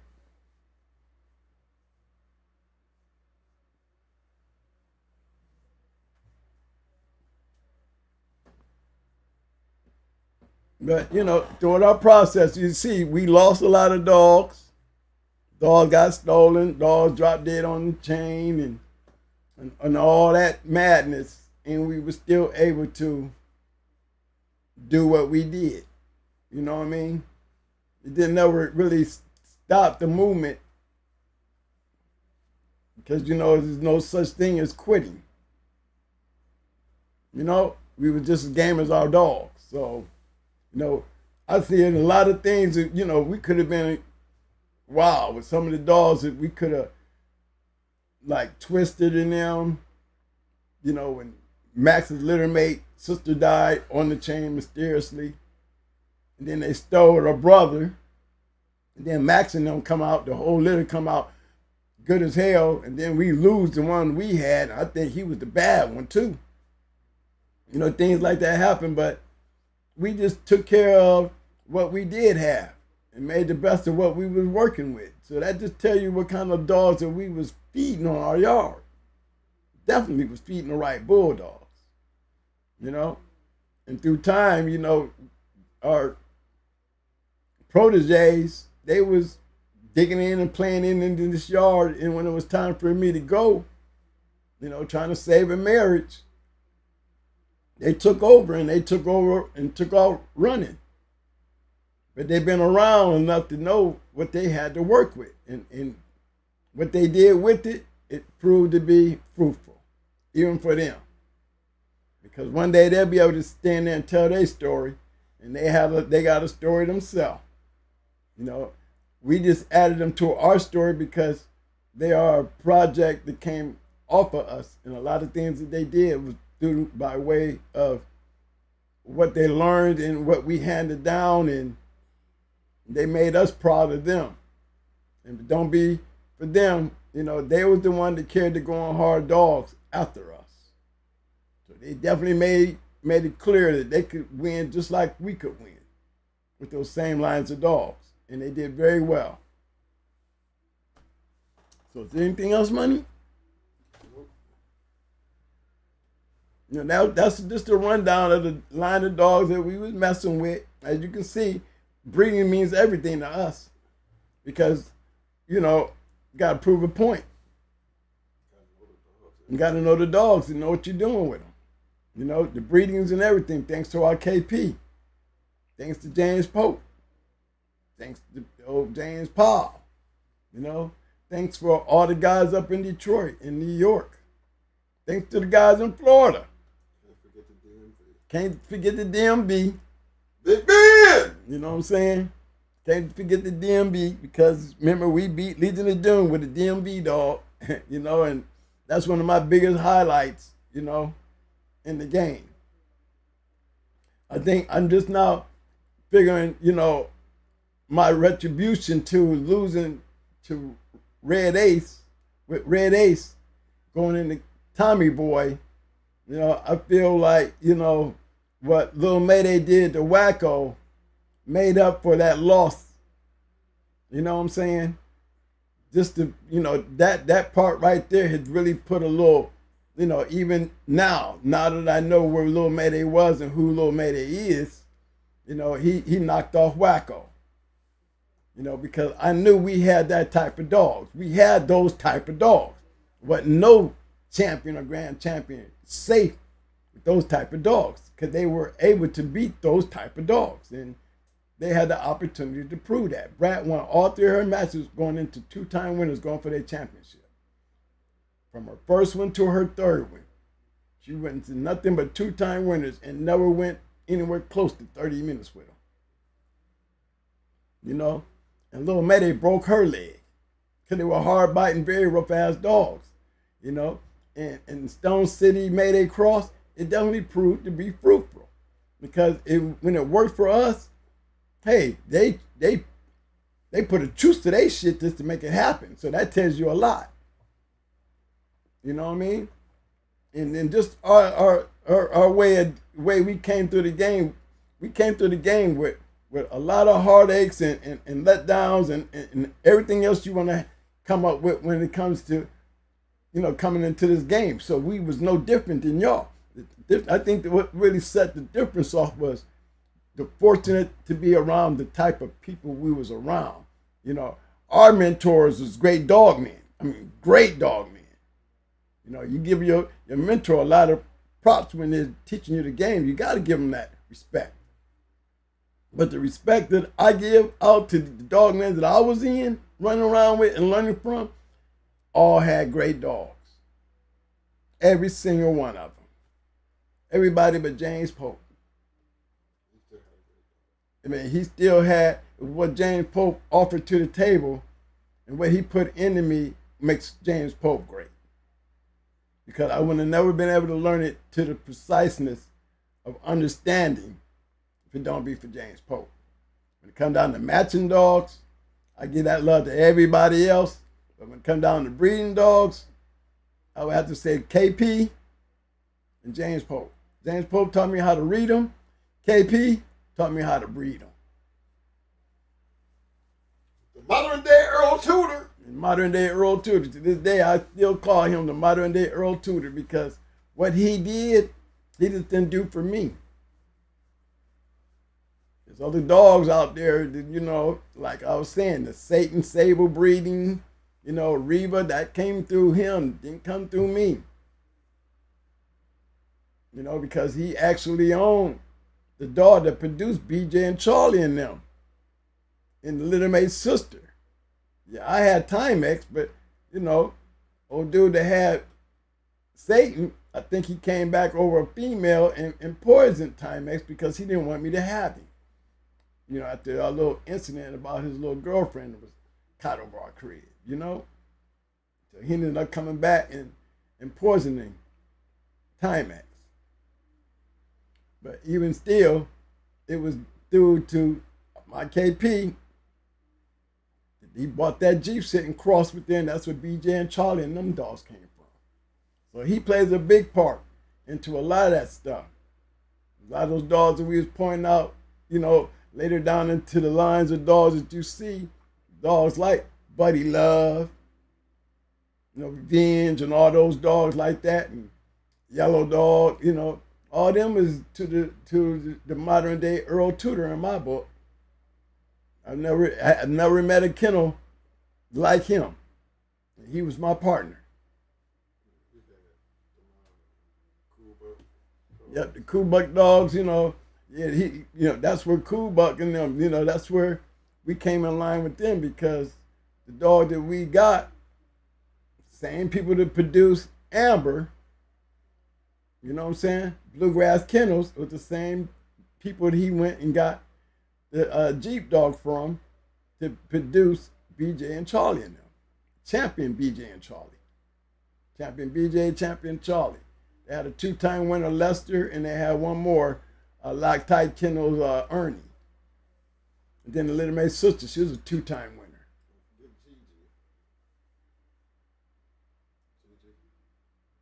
That was Nate's dog. That was came off of Minnesota. Yeah. But yeah, a lot of those dogs, man, coming by way of him, you know, good breeder. Hell of a good breeder. You know, and I mean, keeping it real, James Pope had a lot to do with that. I don't know if he would admit it or not, but yes, he did. Yes, he did. James Pope knew him just as much as he knew us, and we was all close. So, you know, I really think his preciseness is, you know, he was stuck on one thing. He stayed to that. We breed champions and grand champions, period. You know, that was a line that we drew, and he stuck to it, and I stuck to it with him. You know, and thanks to all those experiences and interactions and encounters I have with all these people, you know, how can you not be on a level when all you've been taught by was some of the best out there doing it? Well, all right, fellas. It's that time of the show. We ain't gonna be here all night. Mo trying to. No, I'm not. No, he ain't. I cut it loose right there. I went through all that I could go through. You know, there was many more out there, but them was the story of my boys, Gameville and them boys right there. You know, they took off. There was a whole nother set of line of dogs out there winning. You know, there was dogs right there that I kind of went through the night. Was this dog? I didn't never get to the shit. I didn't get to, you know, Twisted Nico and those dogs. I didn't get to Yellow Nico, who was off of Sassy Girl and Nico. I mean, Sassy Girl and Nico Jr. I didn't go through the Little John stuff off of Walker Mall's Little John bred the Sassy Girl. Sassy Girl was the brood bitch. I mean, I was breeding Sassy Girl a lot. You know, and remember, Sassy Girl's off of Little Mayday. So remember that. A lot of those, I mean, including Bebe was off of Sassy Girl, who was off of Little Mayday. So Little Mayday produced just like his damn sister, the Brat. The Brat gave us May 2. You know, Sassy Girl gave us a lot of match dogs. You know, and that was the big difference.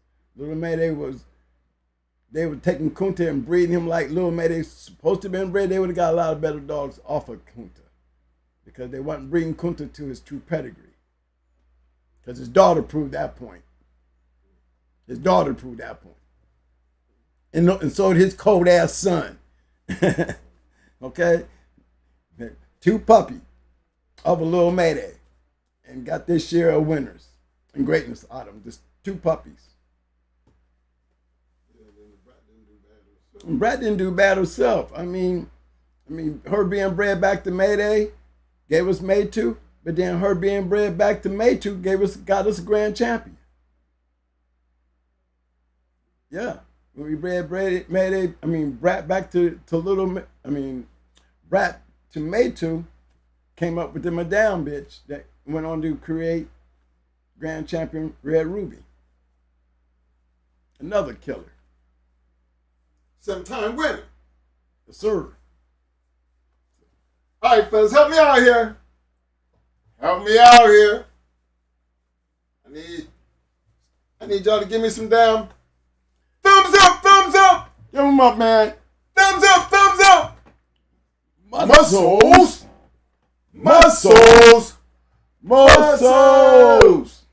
Now, show us some love or give us some damn roses. We need them damn roses. Way to go, fellas. Thank y'all for coming out. Hey, man, look, man. If you're really taking the breeding thing seriously, man, really believe in what you're breeding, you know, don't be kennel blind. That was one thing that I refused to be. It was kennel blind. Papers did not mean nothing to me. It was like the format to start from, make it happen. Now let's look at the results. Yeah, the papers might have got me to the breedings. That's something that I can definitely say, Mike KP, me and him would agree on. The bringing together of pedigrees with greatness to greatness and see what you get. But there was also an expectation to that. It didn't have a damn thing to do with those papers. The paper was the last thing to even think about until the dog earned his way into that pedigree. You have to earn your way, pay your dues, do what your breeding is supposed to say you can do before we give you any type of credit in that pedigree. He's absolutely right, gentlemen. And the other thing that, you know, he didn't lay on as much, but he's trying to show you that, because being that we didn't sell dogs, we raised dogs. Yeah. We knew every single puppy individually, every single dog individually. The work, the play, the time that was spent, and that's another thing. When they talk about the breeding, remember how we went from the Eli dogs? We can tell you about how Eli dogs are. Shit. Rascal and all that. I mean, come on, y'all seen the damn papers. I mean, how good can you have when it comes down to them type of dogs? But because of our experience and what we learned from having them, we knew what to expect. You know, Judo was a Mighty B dog. Let's put it like that. We're just gonna go ahead. Why was Judo knocking off all the rest of them Eli dogs? Because he had that Mighty B. I think he had that thing. You know what I mean? I mean, when he bit that he didn't just bite the ear, man. He bit the whole where the ear was, all that. I mean, it was the damage that it was doing was. I mean, I could see why dogs go through that, because you damn near like he was biting to the brain. You know, maybe he was cracking that skull. He was biting so hard. It was just he made him change, and that kind of what turned us off. Because all the hope that we had in Blood and BA, well, BA, even though he was a people biter, you couldn't trust him. But Blood was a damn good dog, man. I expected a whole lot more out of Blood, but Judo did him so bad, Blood wasn't no more good. I mean, that damage he done to Blood, it was never going to be right. Mm-hmm. It took a whole top of his head. I mean, it was took half his head off. But, that's why he never went for his third, because by the time we had did that, it was like, oh, can't even take a chance with doing him. But that experience of knowing what a rascal dog and an Eli dog and a snooty dog was, when you had the best of them, you kind of learned, and we grew to be better. And then because of that experience with them, that when we found something that was working, you see, we rode it till the wheels fell off. And the only way you're gonna be able to find that and see if you're doing the right, if it's right, is you got to be able to get them to the point to where they got a fair chance of getting out there doing what they need to do to prove themselves. That was back in our time. It's a lot different for you guys now. So we're not advocating that you do what we did, but you have to understand there was a different purpose. There's a different purpose why you were breeding the way you were breeding, why you were raising those type of dogs, why they had to be worthy of feeding, because they had a certain level. Remember, man, each one of these dogs that made it just to even be checked, they had to been raised from puppies, man. Mm-hmm. And when you raise them puppies, you got to be fair to everything that you feeding. They're all not going to be the same. You need a little bit more from this one. You ain't got to work that hard to get it out of this one. You know what I mean? You got that one that don't want to work at all. Then you got that one that he can't wait to get to work. I mean, there's so many different things that came along with him, but you would never know that if they went, if you're not doing something with them. It's more than just sitting on the chain. That's one thing I can say about a going hard yard. Dogs did not just sit on a chain. And there was a lot of them. So we can sit here and tell you about, every last one of them. Each one of their attitudes, the do's and the don'ts, the good and the bad. Think about the ones that got away. There was a whole lot involved in that. That's why it's important to know the history. That's why we're speaking on it. I want you guys to understand why we speak on history, because it did matter. Because remember, in the beginning, we didn't know nothing about the history. Nothing. We just had good dogs. Really didn't know what to do with them. But just the fact that they were good dogs, when you know what you know now, and they did exactly what they were supposed to do. Look how much damage we became once we knew how to do it the right way. Mm-hmm. Knowing what a damn good dog gonna look like, what it can do. Now you done put two things together. Knowing what a good dog look like and knowing how to breed a good dog to get that dog. What you do with it. And then what you do with it.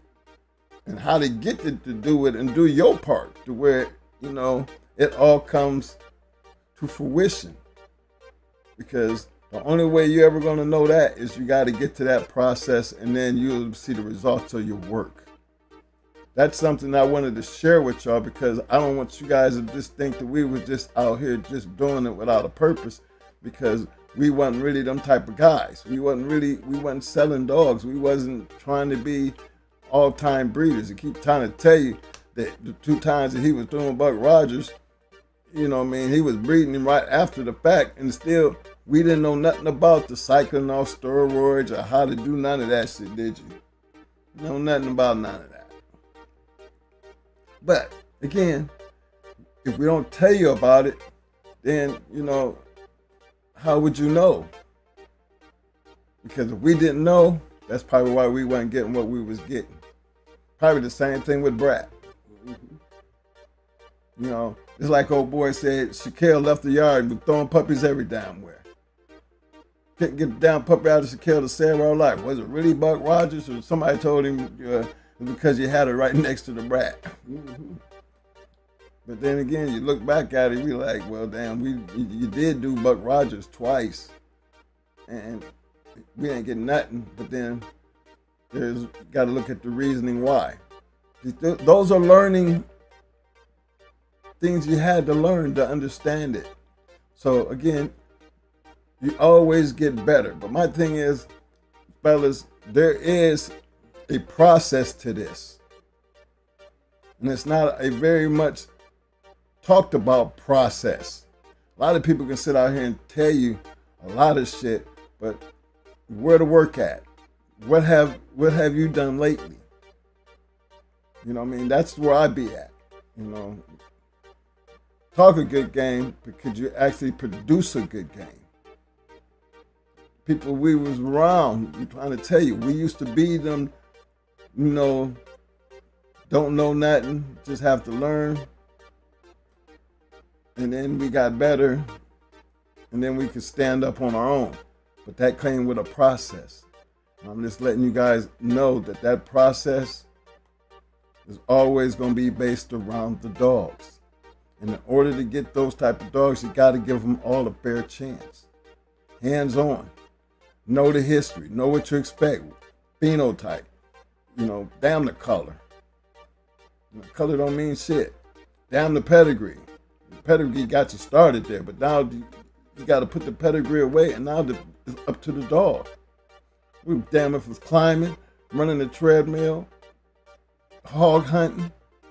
You know, only you going to be able to tell if it's that caliber dog that could be the best at what it does. That's the importance of any and everything you're supposed to do when it comes to them. Now, you're just selling puppies, again, like we say, well, how do you know you're going to get in the right puppy when you're going out buying puppies? You don't.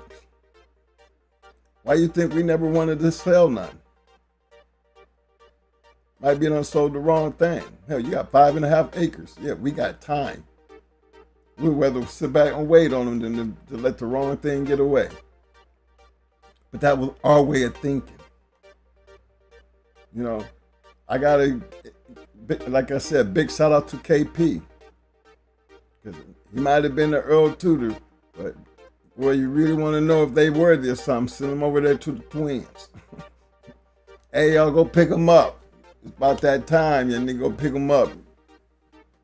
And we pick them up and put them to work. That's why, got to give him his shout outs. He's not one to want to be, never tried to be in the limelight, but he's behind a whole lot of shit. And responsible for a whole lot of our shit. So keep that thought in mind. I thought I would share that with y'all tonight because I just felt like y'all really need to know that we didn't come into this game with all the knowledge in the world. We came in this game just like some of y'all. Brand new. Just got lucky enough to be dealing with some people who was giving us something that was good and great. Just didn't know this wasn't, bumps and bruises that come along with it. But the thing is, man, you start at one end, and then by the time you're done, you got to have something to look back and say it was all worth it. Because all the time spent and all the dogs that we've seen and the places we've been, it wouldn't be worth it if it wasn't nothing there to talk about. And y'all know how we feel about shit that ain't worth talking about. If it ain't done shit, it ain't worth talking about. And that's just how it was. And that's important because, again, we wasn't out there buying dogs like that. Y'all are out there buying dogs. Yeah, we go ahead and we drop a step fee, and then a lot of the step fees, we was getting passes on simply because it was us. Bring it on up. Leave you a puppy or two. You know, you're bartering there because it's something is worth more than just the money. They just want to have a piece of what you got. It's like we're trying to get a piece of what you got. So the barter was always in the play. Whole lot of them breedings. And when you have something worthy of bartering like that, man, you got to go for it. That's all. But hope y'all learned something tonight. That's something you could always go back and just see for yourself because it's not made up. What we talk about, it's real. These dogs did exist. You know what I mean? And let the proof be in the pudding. But to sit back and say we was always stuck on one breed, no, we weren't. We took you all the way back to where it all started at and what it all played out to be when it all came down to the end. And there was a lot of changing going around there, but again, you didn't see no Boyle's dogs in there, did you? Huh? No Boyle's dogs at all. Why would we have them when we seen when they was at their high end and seeing what was taking them out? Gameness. We seen the Eli dogs. Remember, we never lost to a black dog. Believe it or not, that Gator dog was a black dog. But that just takes us back to he was red dog. Okay, red dog. But that just take you back to where we be talking about. Black dogs is one of them things that, was always associated with Buster D and all them Eli dogs that was down south. Seemed like everybody had a black dog down there. But remember, we had to have something that we was rolling, and they all seemed to be black dogs back then. Mm-hmm. And I was in the Carolinas. So even Pope had a black dog. Yeah, even Pope had black dogs. Hatchet, yeah. Joe Red knew it was red and white. Yeah. Bark through red and white dogs, but they had a lot of black dogs. He had confidence in Yeah, them. Hatchet and them, Ratchet and them, they was all black. Mm-hmm. Dads, all of them were black dogs. But when you find a flaw in it and say, okay, time to change up. But there was reasoning behind all that.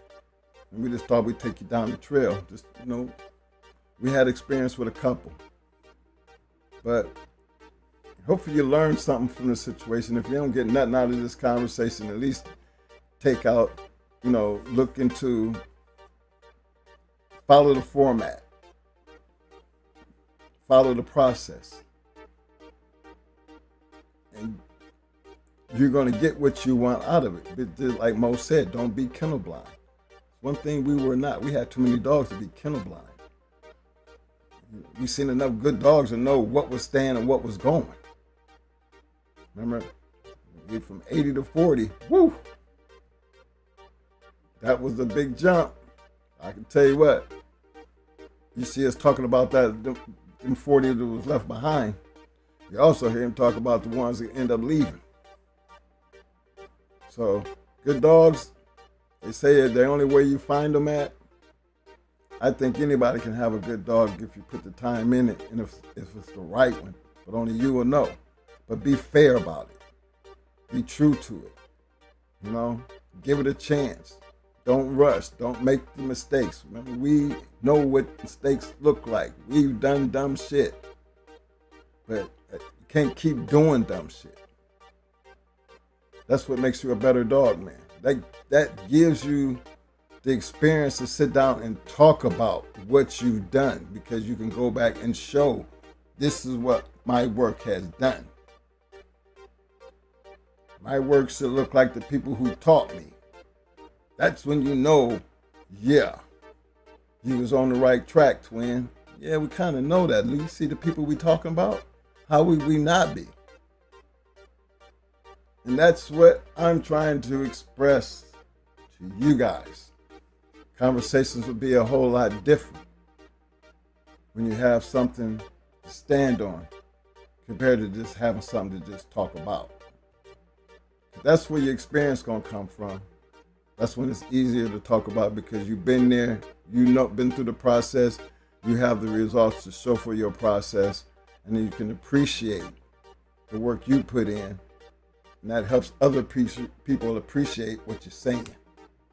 You know what I'm saying? Don't talk about it, be about it.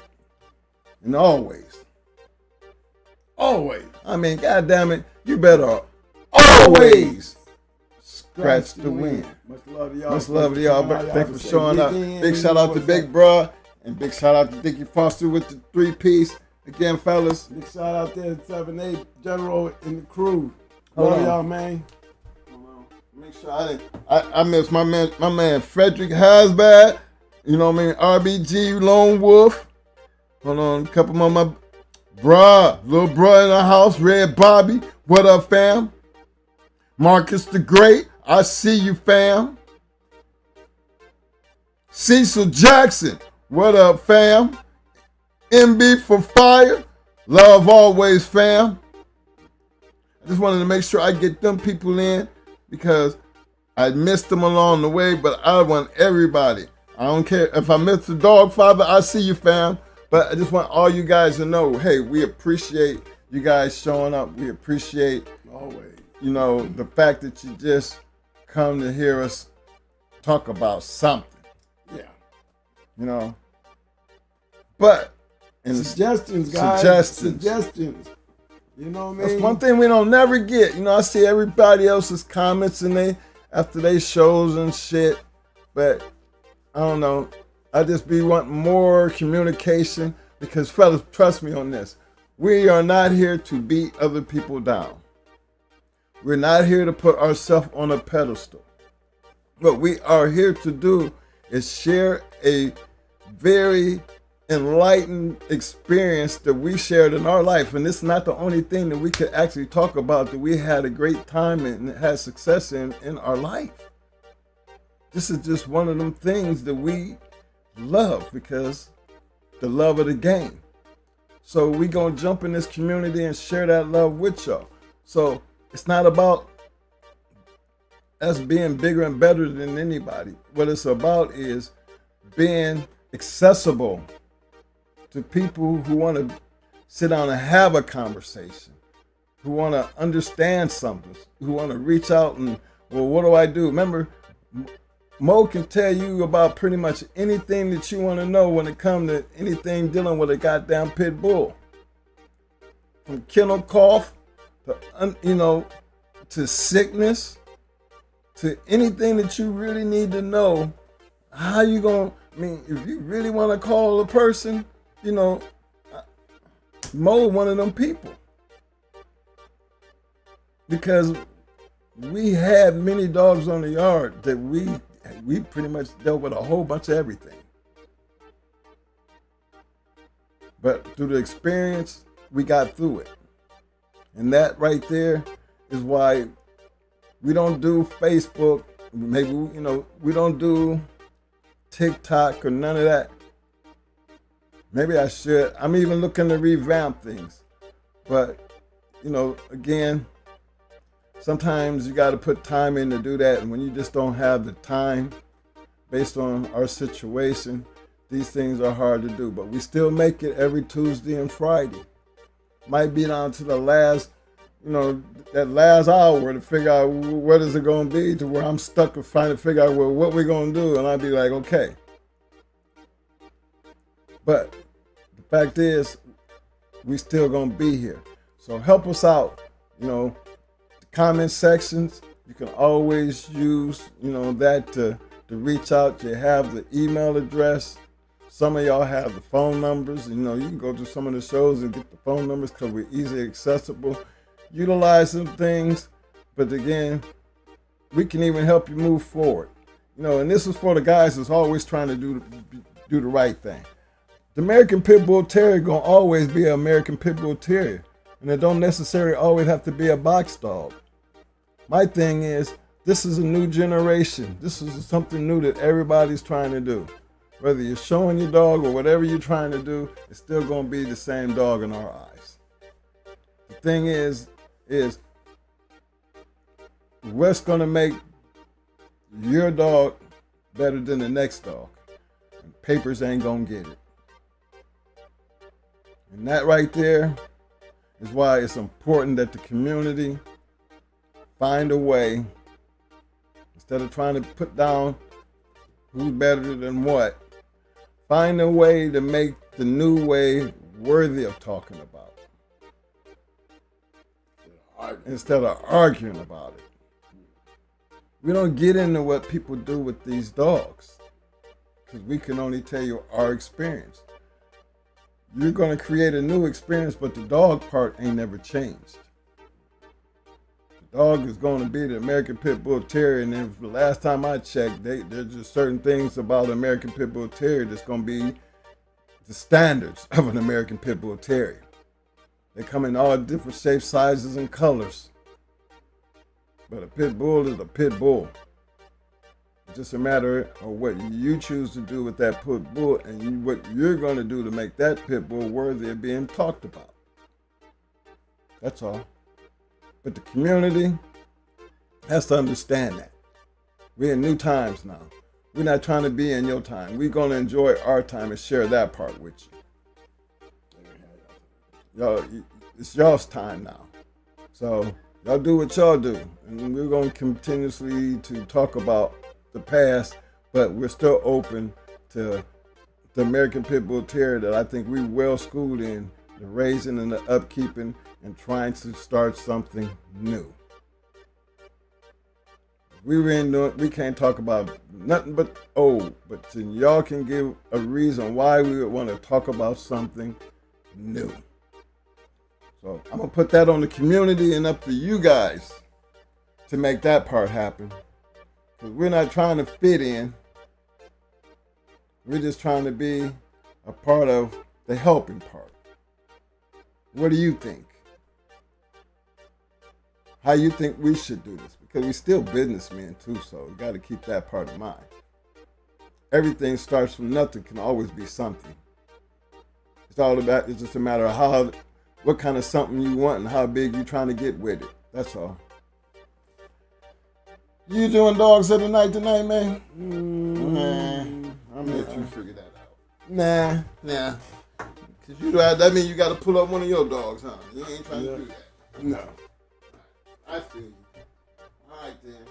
Let's rock out then, baby. Hold on, we got to still do what we did up there already. Mm-hmm. Always. Hey fellas, until Tuesday, y'all stay safe.